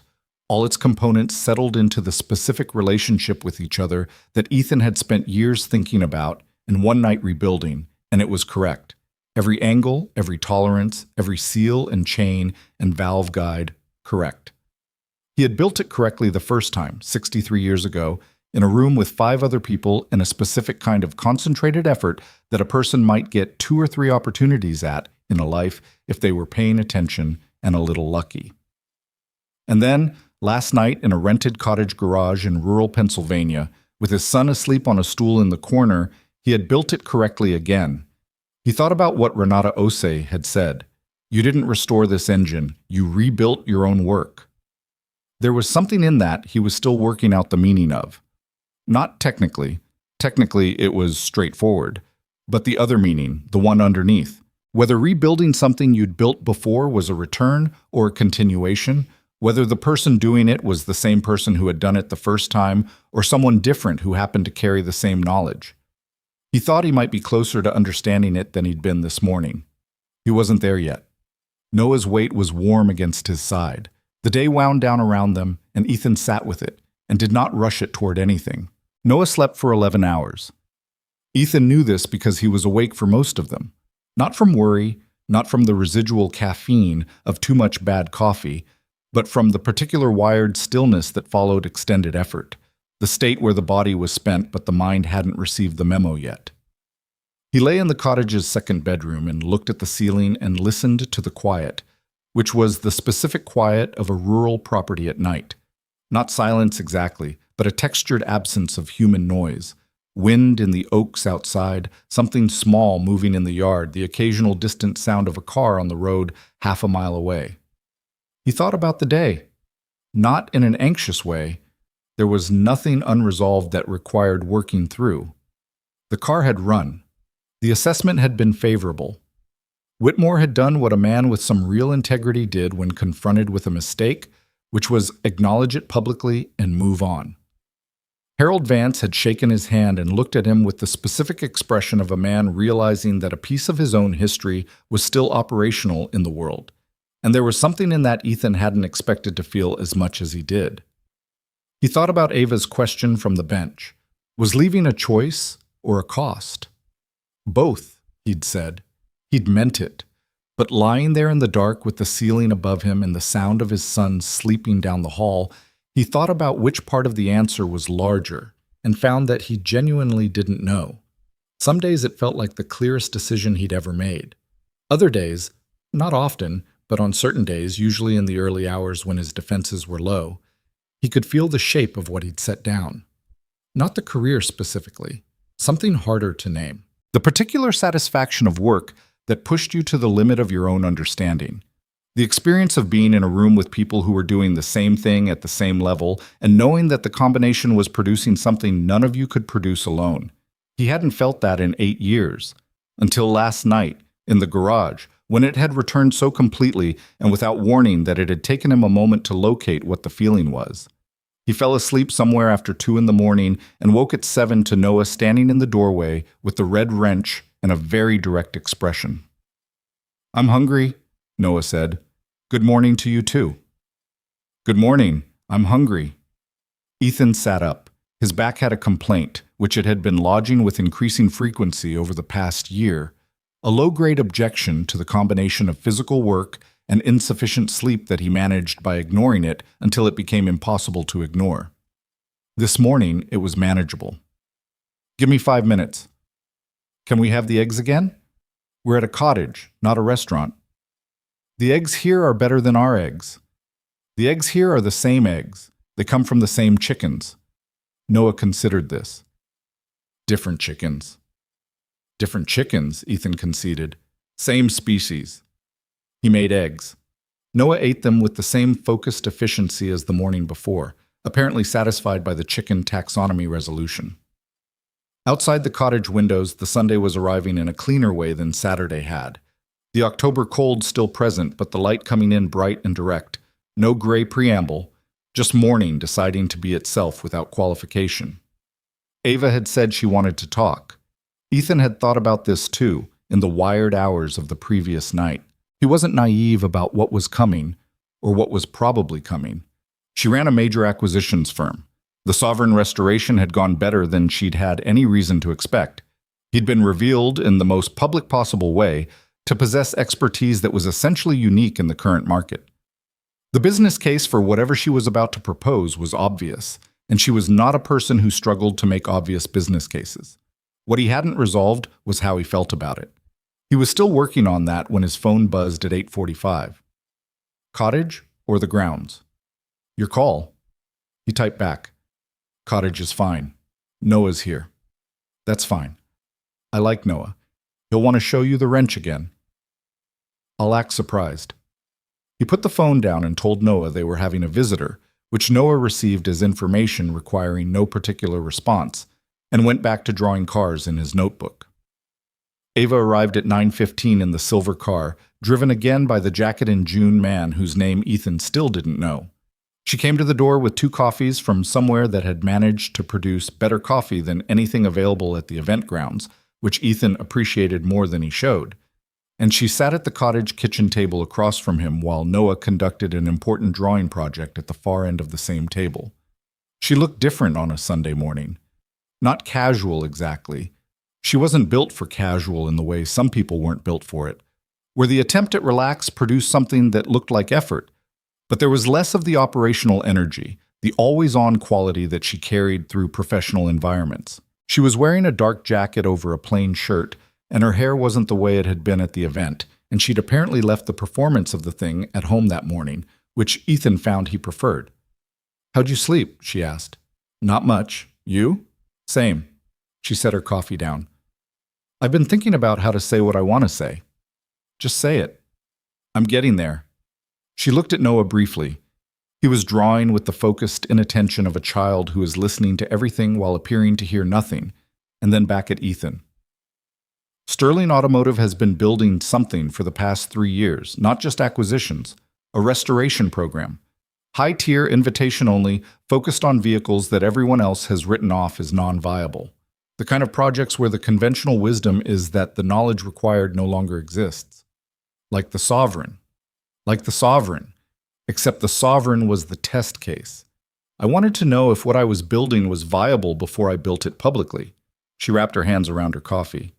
"The program is called the Archive Initiative.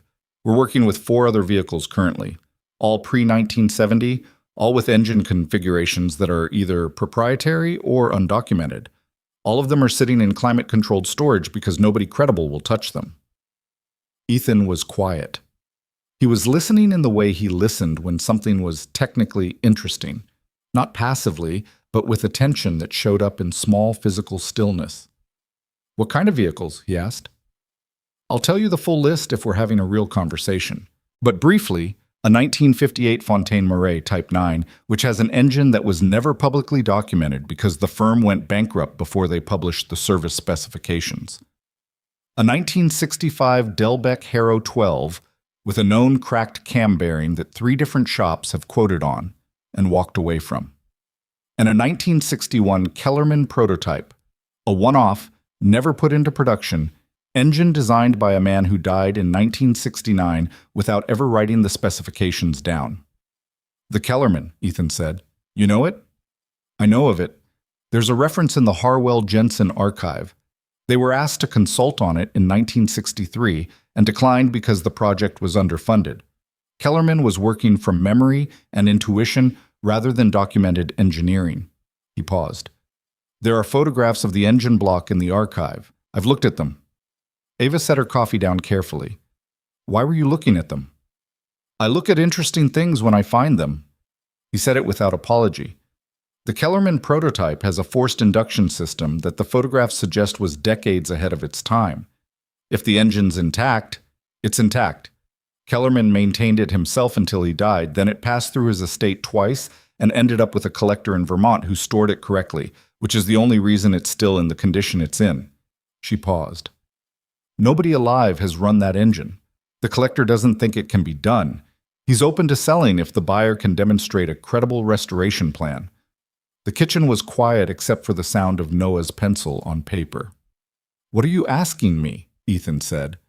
"I'm asking if you want to come work with me." He waited. "Not as a contractor on individual projects," she said, "as the lead of the Archive Initiative. Technical director, effectively.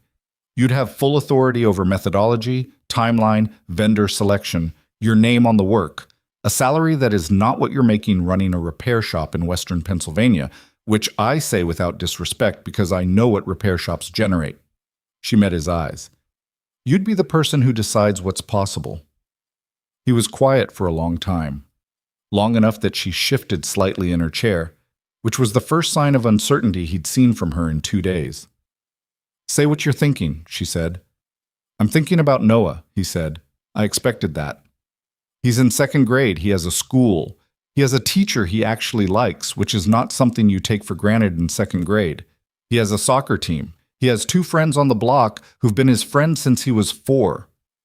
Ethan looked at his son, who was now adding what appeared to be flames to the rear wheels of a car drawing. Uprooting him for a job is not something I'm willing to do. I'm not asking you to uproot him. Sterling is based in... The archive initiative can be based wherever its technical director is based, she said. I have facilities in 3 states. I can establish a working facility within reasonable distance of your location. The work doesn't require you to be in a single fixed place. Most of it is research, sourcing, and then hands-on periods at the vehicle's location, which varies. She paused. I did the geography before I drove here this morning. He looked at her. You did the geography. I do the work before a meeting, yes. And Noah's school is in the geography. 12 minutes from a facility I can have operational in 6 weeks. He was quiet again. Noah had abandoned the flaming wheels and was now drawing what appeared to be a very serious portrait of a wrench. Ethan watched him for a moment, then looked back at Ava. There's something else, he said. Tell me. I pick him up every afternoon. 3:15, school gets out. Some days there's traffic, some days there's a project that doesn't want to stop at a convenient time, but 3:15 is non-negotiable. I've never missed it. I know. If I take a role with your company, 3:15 is non-negotiable, she said. I'll put it in the contract if you want. I'll put it in the contract in bold. He looked at her steadily, checking whether she meant it or was saying what was necessary to close the conversation. She held his gaze without flinching, which was the right answer because flinching was what people did when they were performing sincerity rather than having it. Why me specifically? He said. Not as a question about the sovereign. I mean, you could build this initiative around any of several people. There are engineers with documented histories, people who are still in the industry, people whose names are on current projects. I don't want current project names, she said. The Archive Initiative isn't about current projects. It's about the things everyone else has given up on. She turned her coffee cup a quarter turn on the table, a small, unconscious gesture. I want someone who understands that the things everyone has given up on are often the most valuable things. And I want someone who will do the work because the work is worth doing, not because they want the credit. She paused. You spent one night in a garage fixing an engine that you built 63 years ago, and you didn't tell me who you were. You just fixed it. That's the person I need. The kitchen held the statement for a moment. It's not noble, Ethan said. I just don't like talking about myself. I know that too. It's still the right instinct for this work. He looked at the table. At his hands, the mechanic's hands, scarred across the knuckles in several places, permanently stained in the creases where oil had worked its way in over years, in the way it did when a person worked with their hands every single day. The hands of a man who had set down one version of himself and built a different one out of the available materials, and had found, mostly, that the second version was a life he could actually live in. He thought about the Kellerman prototype, the forced induction system in those photographs that had been doing something he'd never seen in an engine of that era, something that suggested the man who'd built it had been working from a set of principles that weren't derived from any existing precedent. He'd looked at those photographs twice and thought about them for 3 weeks afterward, which was the specific response he had to things that were genuinely interesting. The Fontaine-Maraise Type 9, he said, the undocumented engine. What about it? Is there any surviving documentation at all? Materials even? Supplier invoices, casting records, anything? She looked at him. Something moved in her expression that was almost a smile but was too sharp to qualify. There are 37 pages of casting supplier correspondence in French, which I've had partially translated, and a set of workshop photographs from 1957. I need the full translation and the original French.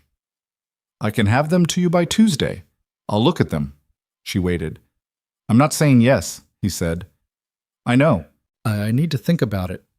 Take the week. I'll probably need more than a week. Take 2. She stood up, picked up her coffee. I'm not going to rush you. The vehicles have waited this long. She paused. But I want you to know, this isn't a courtesy offer. This isn't me returning a favor for the sovereign. I've been looking for the right person for this initiative for 18 months, and I didn't find them until a forum post about a timing chain pulled me up short at 11 o'clock at night. She looked at him directly. You're the right person. That's all I'm saying. Noah looked up from his drawing for the first time since Ava had sat down. He looked at her, then at his father, then back at her with the particular sharpness that children deployed when they'd been listening to something for a while and had formed a view. Are you going to work with my dad? He asked. I'd like to, Ava said. Would he still fix people's cars? He could fix whatever cars he wanted. Noah looked at Ethan. I think you should do it, he said. Nobody asked you, Ethan said. I'm telling you anyway. I see that. The Kellerman one sounds cool. Ethan looked at his son for a moment. How do you know about the Kellerman? Noah returned to his drawing with elaborate casualness. I was listening. Ava did smile then, fully, and it was a different thing than the professional expressions she'd been moving between for 2 days. Less controlled, less deployed, more like something that had happened to her face rather than something she'd decided on. It changed her in a way that was difficult to describe precisely, except to say that it was better. I like him, she said. He's a problem, Ethan said. He's exactly like you, she said. Ethan opened his mouth and closed it again. She let herself out. The silver car was gone from the drive before he'd found a response, which was probably intentional. The rest of the Sunday unfolded without urgency. Ethan loaded the truck, secured the sovereign for the drive home, walked through the cottage to make sure Noah hadn't left anything, which he had, the notebook, found under the kitchen table, and then sat on the porch for 20 minutes in the late morning cold, not thinking about anything in particular or thinking about everything in a way that was too distributed to call thinking. He thought about the shop, about Danny, who was probably fine but had definitely lost at least 2 bolts somewhere between Friday and Sunday, about the Tuesday appointment for a 2011 Mustang GT with a recurring misfire that he'd been trying to isolate for 3 weeks, and which he'd finally decided was a crankshaft position sensor problem masquerading as a fuel delivery issue, which he'd suspected but hadn't confirmed before leaving for the weekend. He thought about the archive initiative, about the Fontaine Marais and the Delbecq Harrow and the Kellerman prototype with the impossible forced induction system. He thought about what it would mean to work on those engines, not to restore them in the conventional sense, but to reconstruct the thinking of the men who had built them, to reverse engineer intention from artifact, which was a different kind of problem, and a considerably more interesting one. He thought about Ava Sterling sitting at his kitchen table at 9 in the morning with her coffee and her undefended sincerity and saying, I've been looking for the right person for 18 months. He thought about whether she was the kind of person he could work with, which was a different question from whether she was competent or well-intentioned, both of which seemed evident. Working with someone was about the daily texture of it, whether they trusted you to make calls without constant oversight, whether they could take information they didn't want to hear, whether they pushed back on the right things and let the right things go. He didn't know the answers to those questions. 2 days wasn't enough data. But he thought about the moment yesterday when he'd told her the engine would run, and she'd looked at him for a long time and then said, okay. Not, I hope so, or you'd better be right, or any of the qualified forms of agreement that people offered when they were managing risk. Just okay, meaning she'd decided to believe him and was committing to that decision rather than hedging it. He'd worked for people who operated that way, and people who didn't. The difference was substantial. Noah came out onto the porch with his jacket on, wrong side out, and the red wrench in his hand and the notebook tucked under his arm. Can we go? He asked. Almost. Noah sat in the other porch chair and looked at the driveway, at the truck and trailer, at the covered shape of the Sovereign. Dad, he said, when we get home, can we tell the engine story to Danny? What engine story? The one where you stayed up all night and fixed it. Danny doesn't need to hear that story. I want to tell it, Noah said. It's a good story. Ethan looked at him. You were asleep for most of it. I was there for the important part. What part was that? Noah held up the wrench. Ethan was quiet for a moment. Then he said, Yeah, okay. You can tell Danny the story. Noah looked satisfied and went back to studying the driveway. The drive home was 3 hours. Same as the drive out, except that the silence was different on the return. Fuller somehow, carrying more. Noah fell asleep about 40 minutes in the way he always did on long drives, the motion and the road sound doing to him in minutes, what bedtime rituals took an hour to accomplish. The red wrench was in his lap. His head was tilted against the window at an angle that looked profoundly uncomfortable, and that apparently wasn't. Ethan drove west into the afternoon. He thought about the last time he'd felt genuinely uncertain about a decision. Not afraid. Uncertainty and fear weren't the same thing, though they got confused. Uncertainty was what happened when you were at a real crossroads, when both available paths were actual paths, rather than one being a path and the other being a wall. That particular feeling was rare for him. Most of the big decisions of his adult life had presented themselves with more clarity than options. Leaving the industry after Claire died had not been a difficult decision. It had been the only possible one, the only one that let him be what Noah needed. The shop had been the same, practical, buildable, his. No real uncertainty, just commitment. This was different. Both paths were real. He could say no to Ava Sterling, return to the shop, continue the life he'd built, which was a good life, which was a life he'd made with intention and which he did not take for granted. Or he could say yes to something that was larger in scope, more technically demanding, and whose daily texture he could not yet fully picture. Except that the picture he had was of an engine in a photograph that had been doing something nobody had explained yet. He wasn't going to decide today. He'd said 2 weeks and he meant it. He'd read the Fontaine-Murray documentation when it arrived on Tuesday, and see what that did to him. He already had a pretty good idea what it was going to do to him. The thing he hadn't said to Ava, hadn't said to anyone, was this. The previous night in the cottage garage, when the twin spline caught and ran, and he'd sat in the driver's seat listening to it, there had been a moment, maybe 15 seconds, where he'd felt something he hadn't felt in 8 years. Not happiness, not satisfaction, though those were there too. Something more fundamental. The sensation of operating at the exact level you were built for. The fit of a tool to its specific task. He'd set that feeling aside when Noah was 14 months old and hadn't looked for it since, because looking for it would have been a distraction from the thing he'd decided was more important, and he'd believed that, and he still believed it. But the feeling had found him anyway, in a rented cottage at 4:50 in the morning, and now that it had, he wasn't entirely sure what to do with it. The truck moved west. The Pennsylvania hills rolled past in their October colors. Noah breathed evenly against the window. Ethan drove.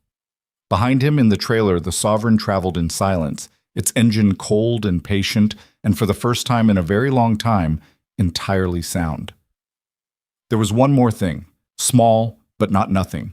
When he'd accepted the award from Whitmore at the podium, in the moment after the handshake, he'd looked out at the crowd and had the brief involuntary sensation, not a vision, nothing like that, just a flicker of perception that arrived and departed in less than a second, of Claire standing somewhere in that crowd. Not a ghost, not a memory with a location, just a felt sense that the day had been witnessed by the right people, even the ones who weren't there. He wasn't a sentimental man. He noted this and filed it as what it was, the mind doing its work in the background, processing what the conscious part hadn't finished with yet. He thought she would have liked Ava. Not straightforwardly. Claire had been thoughtful about people, and she'd have had her own views, some of which wouldn't have been entirely flattering to anyone. But she'd have respected the directness, the willingness to say what you actually thought without spending 20 minutes decorating it first. She'd have had a lot to say about this weekend. He missed that. But the road was steady and the truck was solid and Noah was warm against the window, and the day had been what it had been, and that was enough to drive home on. The Fontaine-Murray documentation arrived on a Tuesday, as promised. Ethan was under a 2011 Mustang GT when his phone buzzed on the shop floor beside him. He'd developed the habit of keeping it within reach while working, not because he was attached to it, but because Noah's school had his number and 7-year-olds occasionally had days that required intervention before 3:15. He wiped his hand on his work pants and picked it up.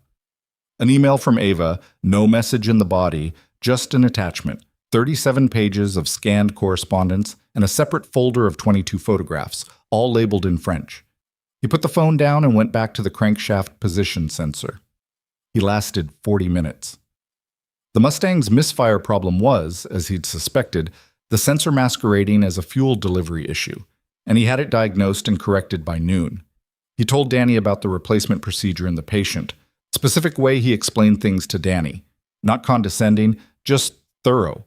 Because Danny was 22 and genuinely trying, and the gap between trying and knowing was bridged most reliably by information delivered without implication. Danny asked 3 questions, 2 of which were good.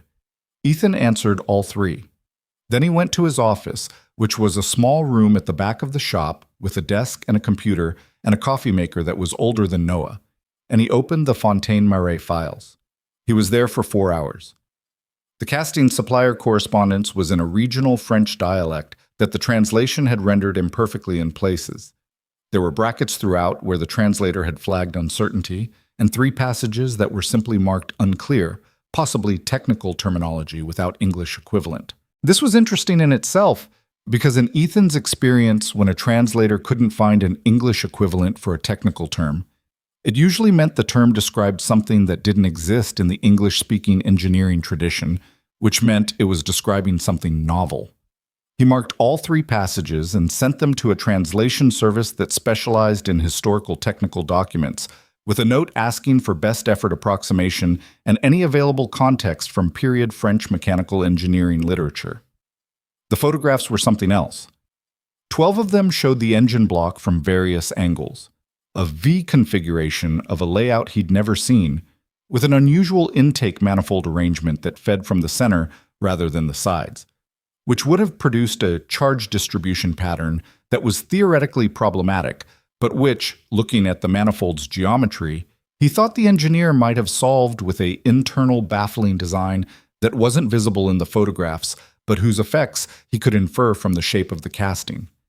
He sat back in his chair and looked at the photograph on his screen for a long time. Then he called Ava. "The intake manifold on the Type 9, he said, when she picked up. "The center feed arrangement." "Hello to you too," she said. "The center feed arrangement," he repeated. "Is the manifold intact on the vehicle?" A pause, the sound of her moving somewhere. "As far as I know, I haven't had a technical inspection done. I've been waiting for the right person. I need to see it in person." Another pause, shorter. "So you're saying yes?" "I'm saying I need to see the manifold. Ethan, Ava. Those are not the same thing, but I'll take it." He could hear the smile in it. "When can you come?" He looked at the shop calendar on the wall. The Mustang was done. There was a Tuesday appointment next week, a brake job Thursday, a transmission service Friday. Danny could handle the brake job with supervision. The transmission he'd need to do himself. 2 weeks, he said. "The vehicle is in our Fairfield facility. I'll have it ready." He said he'd be there and ended the call and sat for a moment looking at the photograph of the intake manifold. Outside the office door, he could hear Danny in the shop, the specific sound of someone working carefully because they knew they were being trusted with something. He thought about the shape of what was coming, not the decision. The decision had made itself somewhere in the previous 2 weeks, had assembled itself quietly from available materials the way decisions did when you stopped trying to force them. He'd known it when he'd stayed up until 1 in the morning reading the casting specifications. He'd known it when he'd woken up the following day thinking about the baffling design. He'd known it the way he'd known the twin spline's timing spec was right, not by arriving at it, but by recognizing it when he got close enough. What he was thinking about was the shape of the life that followed from saying yes, which was not the same as what he was thinking about 2 weeks ago when the question had been whether to say yes at all. He was thinking about how to make it work, which was a different and more interesting problem. He picked up his phone again and called his neighbor, a retired woman named Patrice who had lived 3 houses down for all of Noah's life, and who was one of maybe 4 people on Earth that Noah would accept as a substitute for Ethan in an afternoon emergency. He explained the general shape of what was changing without going into detail, and asked if she'd be available on an occasional basis for the transition period. She said she'd been waiting for something like this to happen, and she'd told him so 3 years ago, which she hadn't. But Ethan let it go because she was right about the substance of it, even if the timeline was off. Then he called Danny back into the office. Danny came in with a small bolt in his hand, which he immediately put in his pocket with the expression of a man hoping the bolt's existence wouldn't become a topic of conversation. Ethan looked at the pocket and decided not to pursue it. "I need to talk to you about some changes," Ethan said. Danny sat down in the spare chair with the careful posture of someone who wasn't sure if he was about to be fired. Ethan had noticed that Danny carried a low-level anxiety about his employment that was not warranted by his performance, and probably had more to do with his history than anything Ethan had ever said or done.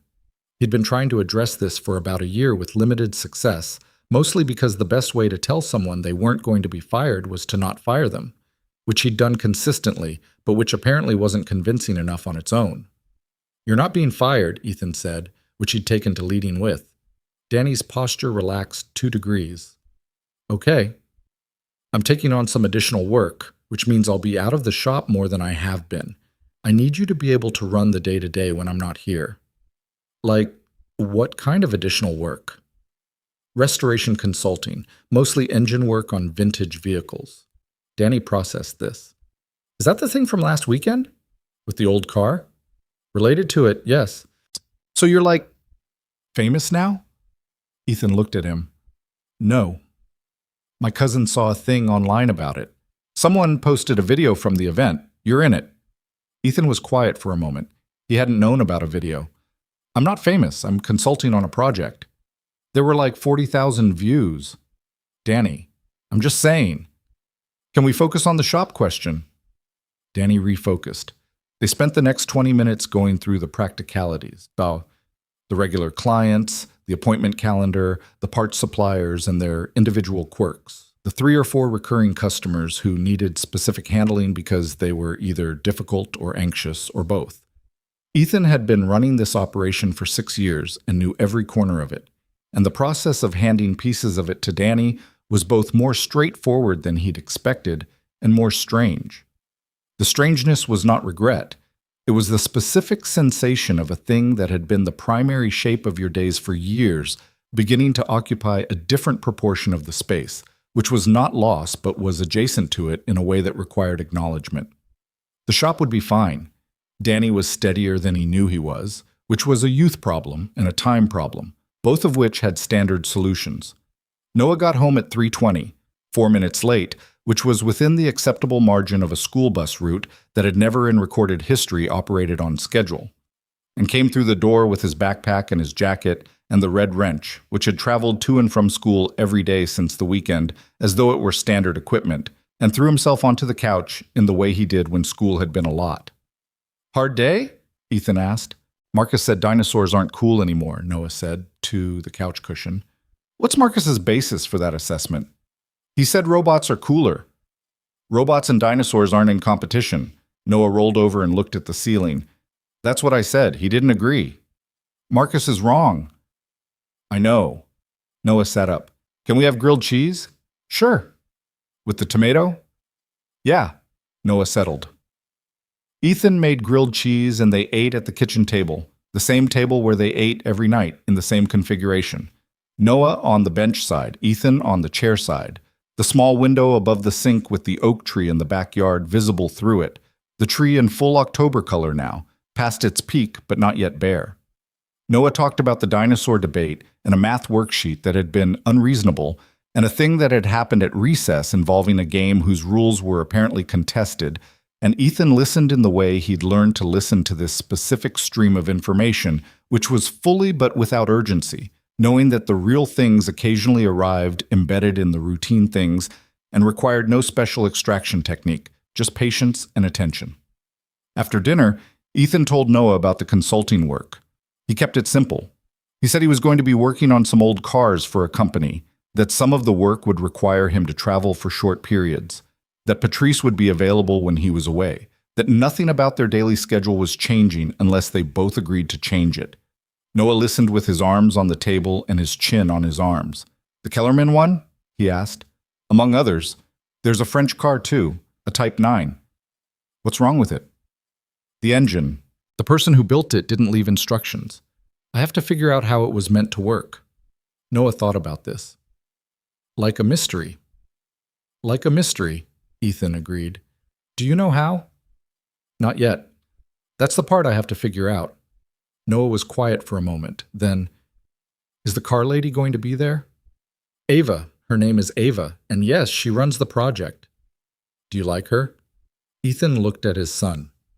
7 years old and conducting this line of inquiry with the focused neutrality of a man who has a specific interest in the answer but is professional enough not to show it.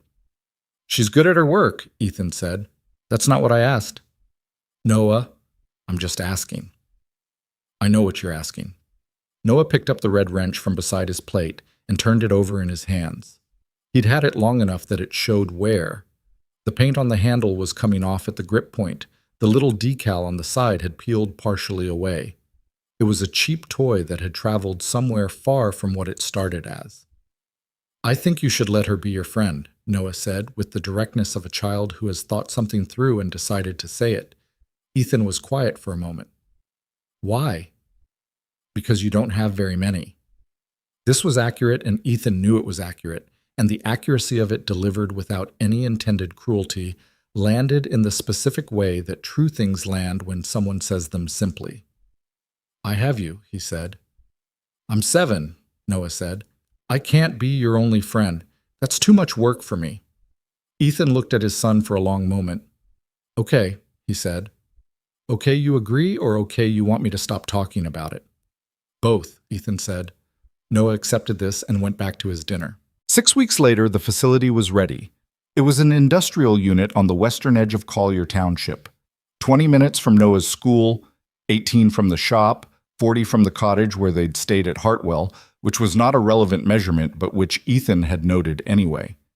The space was clean and high-ceilinged and had been fitted out with equipment that was considerably more sophisticated than anything at his shop, the kind of diagnostic and fabrication infrastructure that required a budget he'd never operated with, and whose presence still struck him as slightly improbable every morning when he walked through the door. Ava had moved fast. That was one of the things he was learning about her. Not impulsive, but capable of extraordinary velocity once a decision was made, as though the period before the decision absorbed all the caution, and afterward there was only execution. The facility had been operational in 38 days. The Fontaine-Marais Type 9 had been transported from its previous storage location and was now in Bay 1, hood up, waiting. He was in Bay 1 at 7:45 on a Wednesday morning when he heard the main door.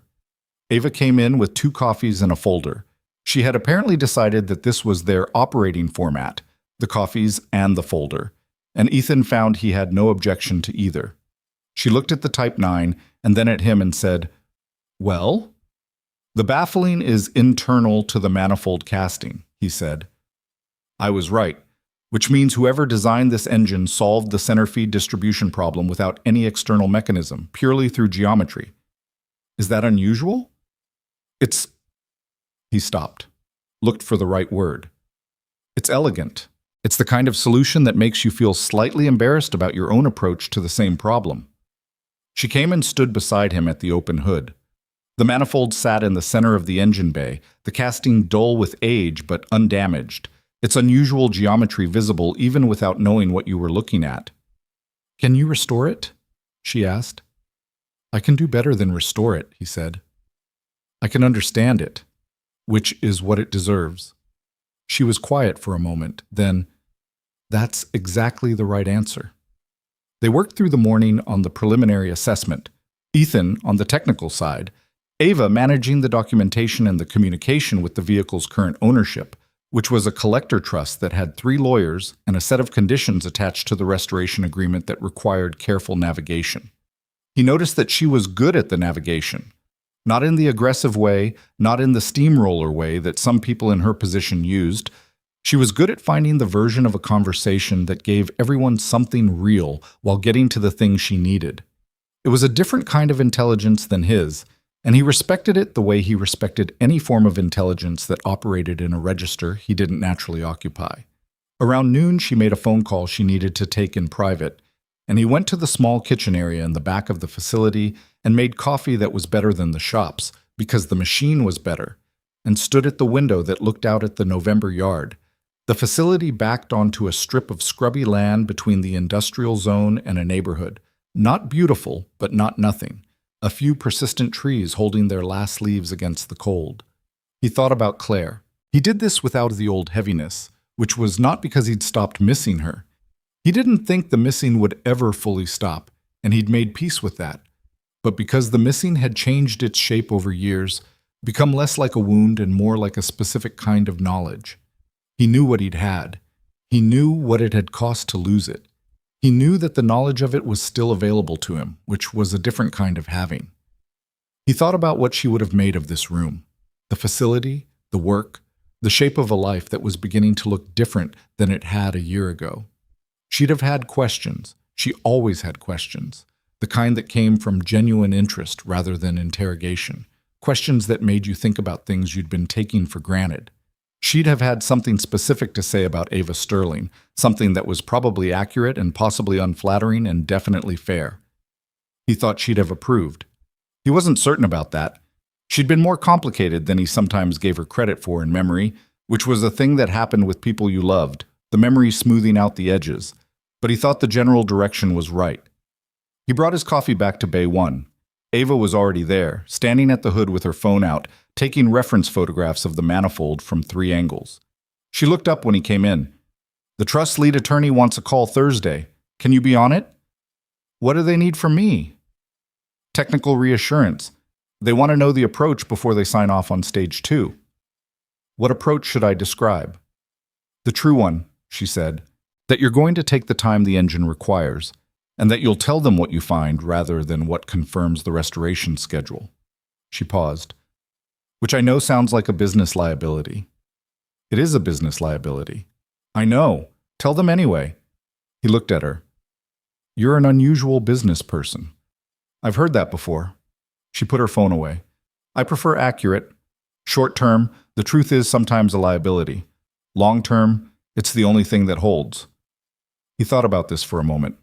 Then, "Thursday works." She nodded and went back to the photographs. They worked until 4 when Ethan left for the school run. He was at the curb at 3:14, 1 minute early, which was his standard, the 1-minute buffer that allowed for the universe's tendency to produce minor delays. And Noah came out with his backpack and the red wrench and climbed into the passenger seat with the habitual ease of a person reclaiming their assigned space. "How was the French car?" Noah asked. "Good," Ethan said. "The manifold is interesting." "Did you figure out the mystery?" "Part of it. The rest takes time." Noah buckled his seatbelt. "That's okay. Some mysteries take time." Ethan pulled away from the curb. "Where'd you get that?" "You said it once. About a transmission." "I say things about transmissions." "You say things about everything," Noah said, without criticism. "I listen." They drove home through the November afternoon, through the particular light of a season that had made its decision and committed to it. The trees bare now, and the sky a clean, cold gray, the kind of day that didn't apologize for being what it was. Ethan watched the road and Noah watched the passing neighborhood, and between them the silence was comfortable in the way that silences between people who know each other well are comfortable, not empty, just resting. The months that followed were not easy in the way that good things are not easy. They were full, which is a different condition, and full in ways that required constant adjustment. The shop's schedule rebalanced around Ethan's consulting schedule, which required more coordination than either he or Danny had anticipated. And there were 2 weeks in February where the coordination failed and he was simultaneously needed in 2 places and managed neither adequately. He told Ava about this directly, and she adjusted the project timeline without making it a conversation about his performance, which was the right call and which he appreciated more than he said. The Fontaine-Marais Type 9 took 4 months. The translation of the 3 contested passages arrived 6 weeks in and confirmed what his geometry had suggested. The engineer had invented an internal, baffling technique that had no precedent in contemporary French mechanical literature, which meant he'd derived it independently, which meant it was one of those moments in engineering history where someone in a small workshop figured out something that the larger world was still decades from standardizing.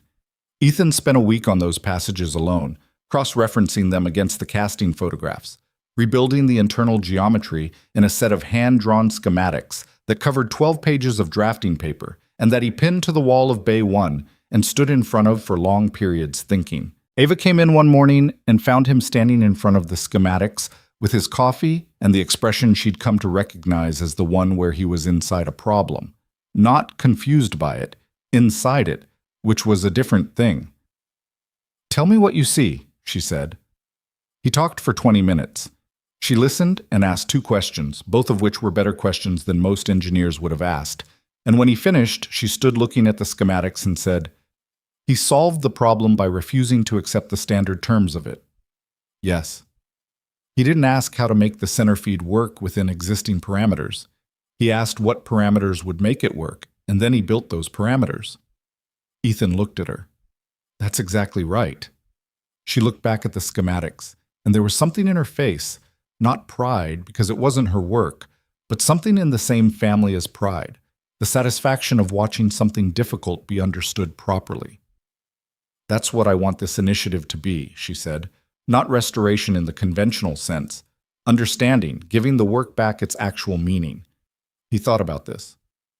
Some of them might not be fixable. Some of the engines, even if we understand them, the damage might be beyond what's recoverable. "I know." "That doesn't bother you?" She looked at him. "The understanding is the point. If the engine runs afterward, that's extraordinary. But the understanding, that's the work. That's what doesn't get lost." He nodded slowly. This was the version of the job he'd been hoping was real when he'd agreed to try it, and it was real. And that was not something he took for granted. The Type 9 ran in March. Not perfectly. There was an ongoing issue with the fuel delivery under high load that he suspected was related to a worn jet in the carburetor rather than anything systemic, and which he flagged in the technical report as a Stage 2 item. But the engine ran, and the center feed manifold functioned, and the sound it made was nothing like any other 4-cylinder of its era. It had a characteristic note in the mid-range that came directly from the baffling geometry, a resonance that was the acoustic signature of a specific solution to a specific problem, a sound that had been silent for 61 years and was now, in a workshop in western Pennsylvania on a gray March morning, present again. He called Harold Vance. He wasn't sure why. Instinct, partly, the feeling that a person who had been involved in one awakening deserved to know about another. Vance answered on the 3rd ring, and Ethan described what he'd found and what he'd done. And there was a long silence on the phone before Vance said, "I've been telling people for 40 years that the Type 9 engine was a lost cause." "The intake solution is documented now," Ethan said. "I'll send you the schematics." "I'd appreciate that." Another pause. "You're doing the Kellerman next?" "Eventually, there are 2 others first." "The Kellerman engine is going to take everything you have," Vance said. "I know." "I mean that seriously. The forced induction system in those photographs, I've shown them to 3 engineers over the years who all said the same thing, that it shouldn't work, that the thermodynamics don't permit it." "The thermodynamics permit a lot of things that look wrong on paper," Ethan said. A short silence. Then Vance said, with the specific warmth of an old man recognizing something in a younger one, "Yes, they do." They talked for another 10 minutes about the Type 9, and then Ethan said he had to go pick up his son, and Vance said of course, and they ended the call. It was 3:12. He was already in the car. He sat in the school pickup lane with the engine running and thought about a year ago, about the drive to Hartwell with the covered Sovereign on the trailer, and Noah with his juice box, and the feeling of not knowing how the day would land. He thought about Whitmore's expression when he'd looked at the work shirt. He thought about the garage at 4:50 in the morning with the engine alive and Noah asleep on the stool. He thought about Ava at the kitchen table saying, "Take 2 weeks," and meaning it. He thought about what the year had taught him, which was not one single thing, but several things that didn't reduce to a single lesson, because the world resisted that kind of reduction in his experience. What he had was more like a set of observations, that the life you build after loss is not a lesser version of the life before it. It is a different life, built from different materials, and its worth is not comparative. That expertise, real expertise, does not require an audience to be real. He had known what the twin spline needed before anyone in that tent understood what he was. The knowing had not depended on their recognition. That trust given without full information is not naive. It is sometimes the most accurate thing. Ava had hired him on a phone call. He had agreed to her proposal on the basis of a document about a French engine. Both decisions had been right, not because of luck, but because both of them had been paying attention to the right signals. That a 7-year-old carrying a red wrench through all of it was, in some way he couldn't fully articulate, the correct protagonist of the whole story. Noah came through the school doors at 3:16, backpack on, jacket unzipped, despite the cold in the specific way he'd been unzipping it since September, regardless of temperature. He spotted the car and raised the red wrench in greeting and jogged over with the slightly lopsided gait he'd had since he'd twisted his ankle in October, which was healed now but left a shadow in the movement that the doctor said would resolve completely and that Ethan watched for every day. He got in and buckled up and looked at his father. "Did the French car run today?" "It's been running for 3 weeks. "Oh." Noah thought about this. "What are you doing today then?" "Writing up the technical report." "Is that boring?" "Moderately." "Can I come to the shop and draw?" "Sure." Noah settled back with the wrench in his lap. They pulled out of the school lot and into the late afternoon traffic. The November light different from October, flatter and more honest about what it was. "Dad," Noah said. "Yeah." "Are you happy?" Ethan kept his eyes on the road. The question was simple and direct in the way that Noah's questions were when he'd been thinking about something for a while and had decided to just say it. Ethan didn't answer immediately, not because he didn't know, but because he wanted to answer it correctly. He thought about the shop, which was still his, and still running, and still full of the specific satisfaction of concrete work done well. He thought about Bay 1 and the Type 9 and the Kellerman prototype waiting somewhere in Vermont with its impossible forced induction system and the 3 engineers who'd looked at the photographs and said it shouldn't work. He thought about the 315 pickup that had never been missed and that had its own contract clause now, which he still found slightly absurd and which was also exactly right. He thought about Ava at the hood of the Type 9 saying the understanding is the point. He thought about Noah on the stool at midnight, rocket pajamas, red wrench, watching him work. "Yeah," he said. "I am." Noah nodded as though this confirmed something. "Good," he said. "Me too." They drove the rest of the way in the comfortable silence of 2 people who have said what needed saying and have everything else to get on with. The town moved past them. The familiar streets, the corner with the hardware store, the school bus yard, the bridge over the creek that froze in January and that Noah liked to watch from above in the summer. Ordinary landmarks of a specific life, unremarkable to anyone outside it and completely legible to the 2 people inside it. The red wrench sat in Noah's lap, worn down now to something that bore only a faint resemblance to a toy, more like a talisman or a record of somewhere they'd been. It had been to Hartwell and back. It had sat in a garage at 5 in the morning when an engine that hadn't run in decades came back to life. It had been present for a conversation that changed the shape of things, and for 100 ordinary afternoons before and after. Objects didn't mean anything on their own. Ethan knew that. But they collected the meaning of what happened around them, and afterward they carried it, and that was its own kind of function. He pulled into the shop lot and cut the engine. Noah was already unbuckling. There were engines to understand and a report to write, and a kid who wanted to draw in the shop while his father worked, and 3:15 every afternoon for the foreseeable future, non-negotiable, and in the contract in bold, which was not the life Ethan had planned at 24, and which was, without any qualification he was willing to make, the right one. He got out of the car. The November cold hit him cleanly, the way cold did when the air was honest about itself. He walked to the shop door and held it open. Noah went in first, wrench in hand, already looking for the good drawing spot. Ethan followed. The door closed behind them.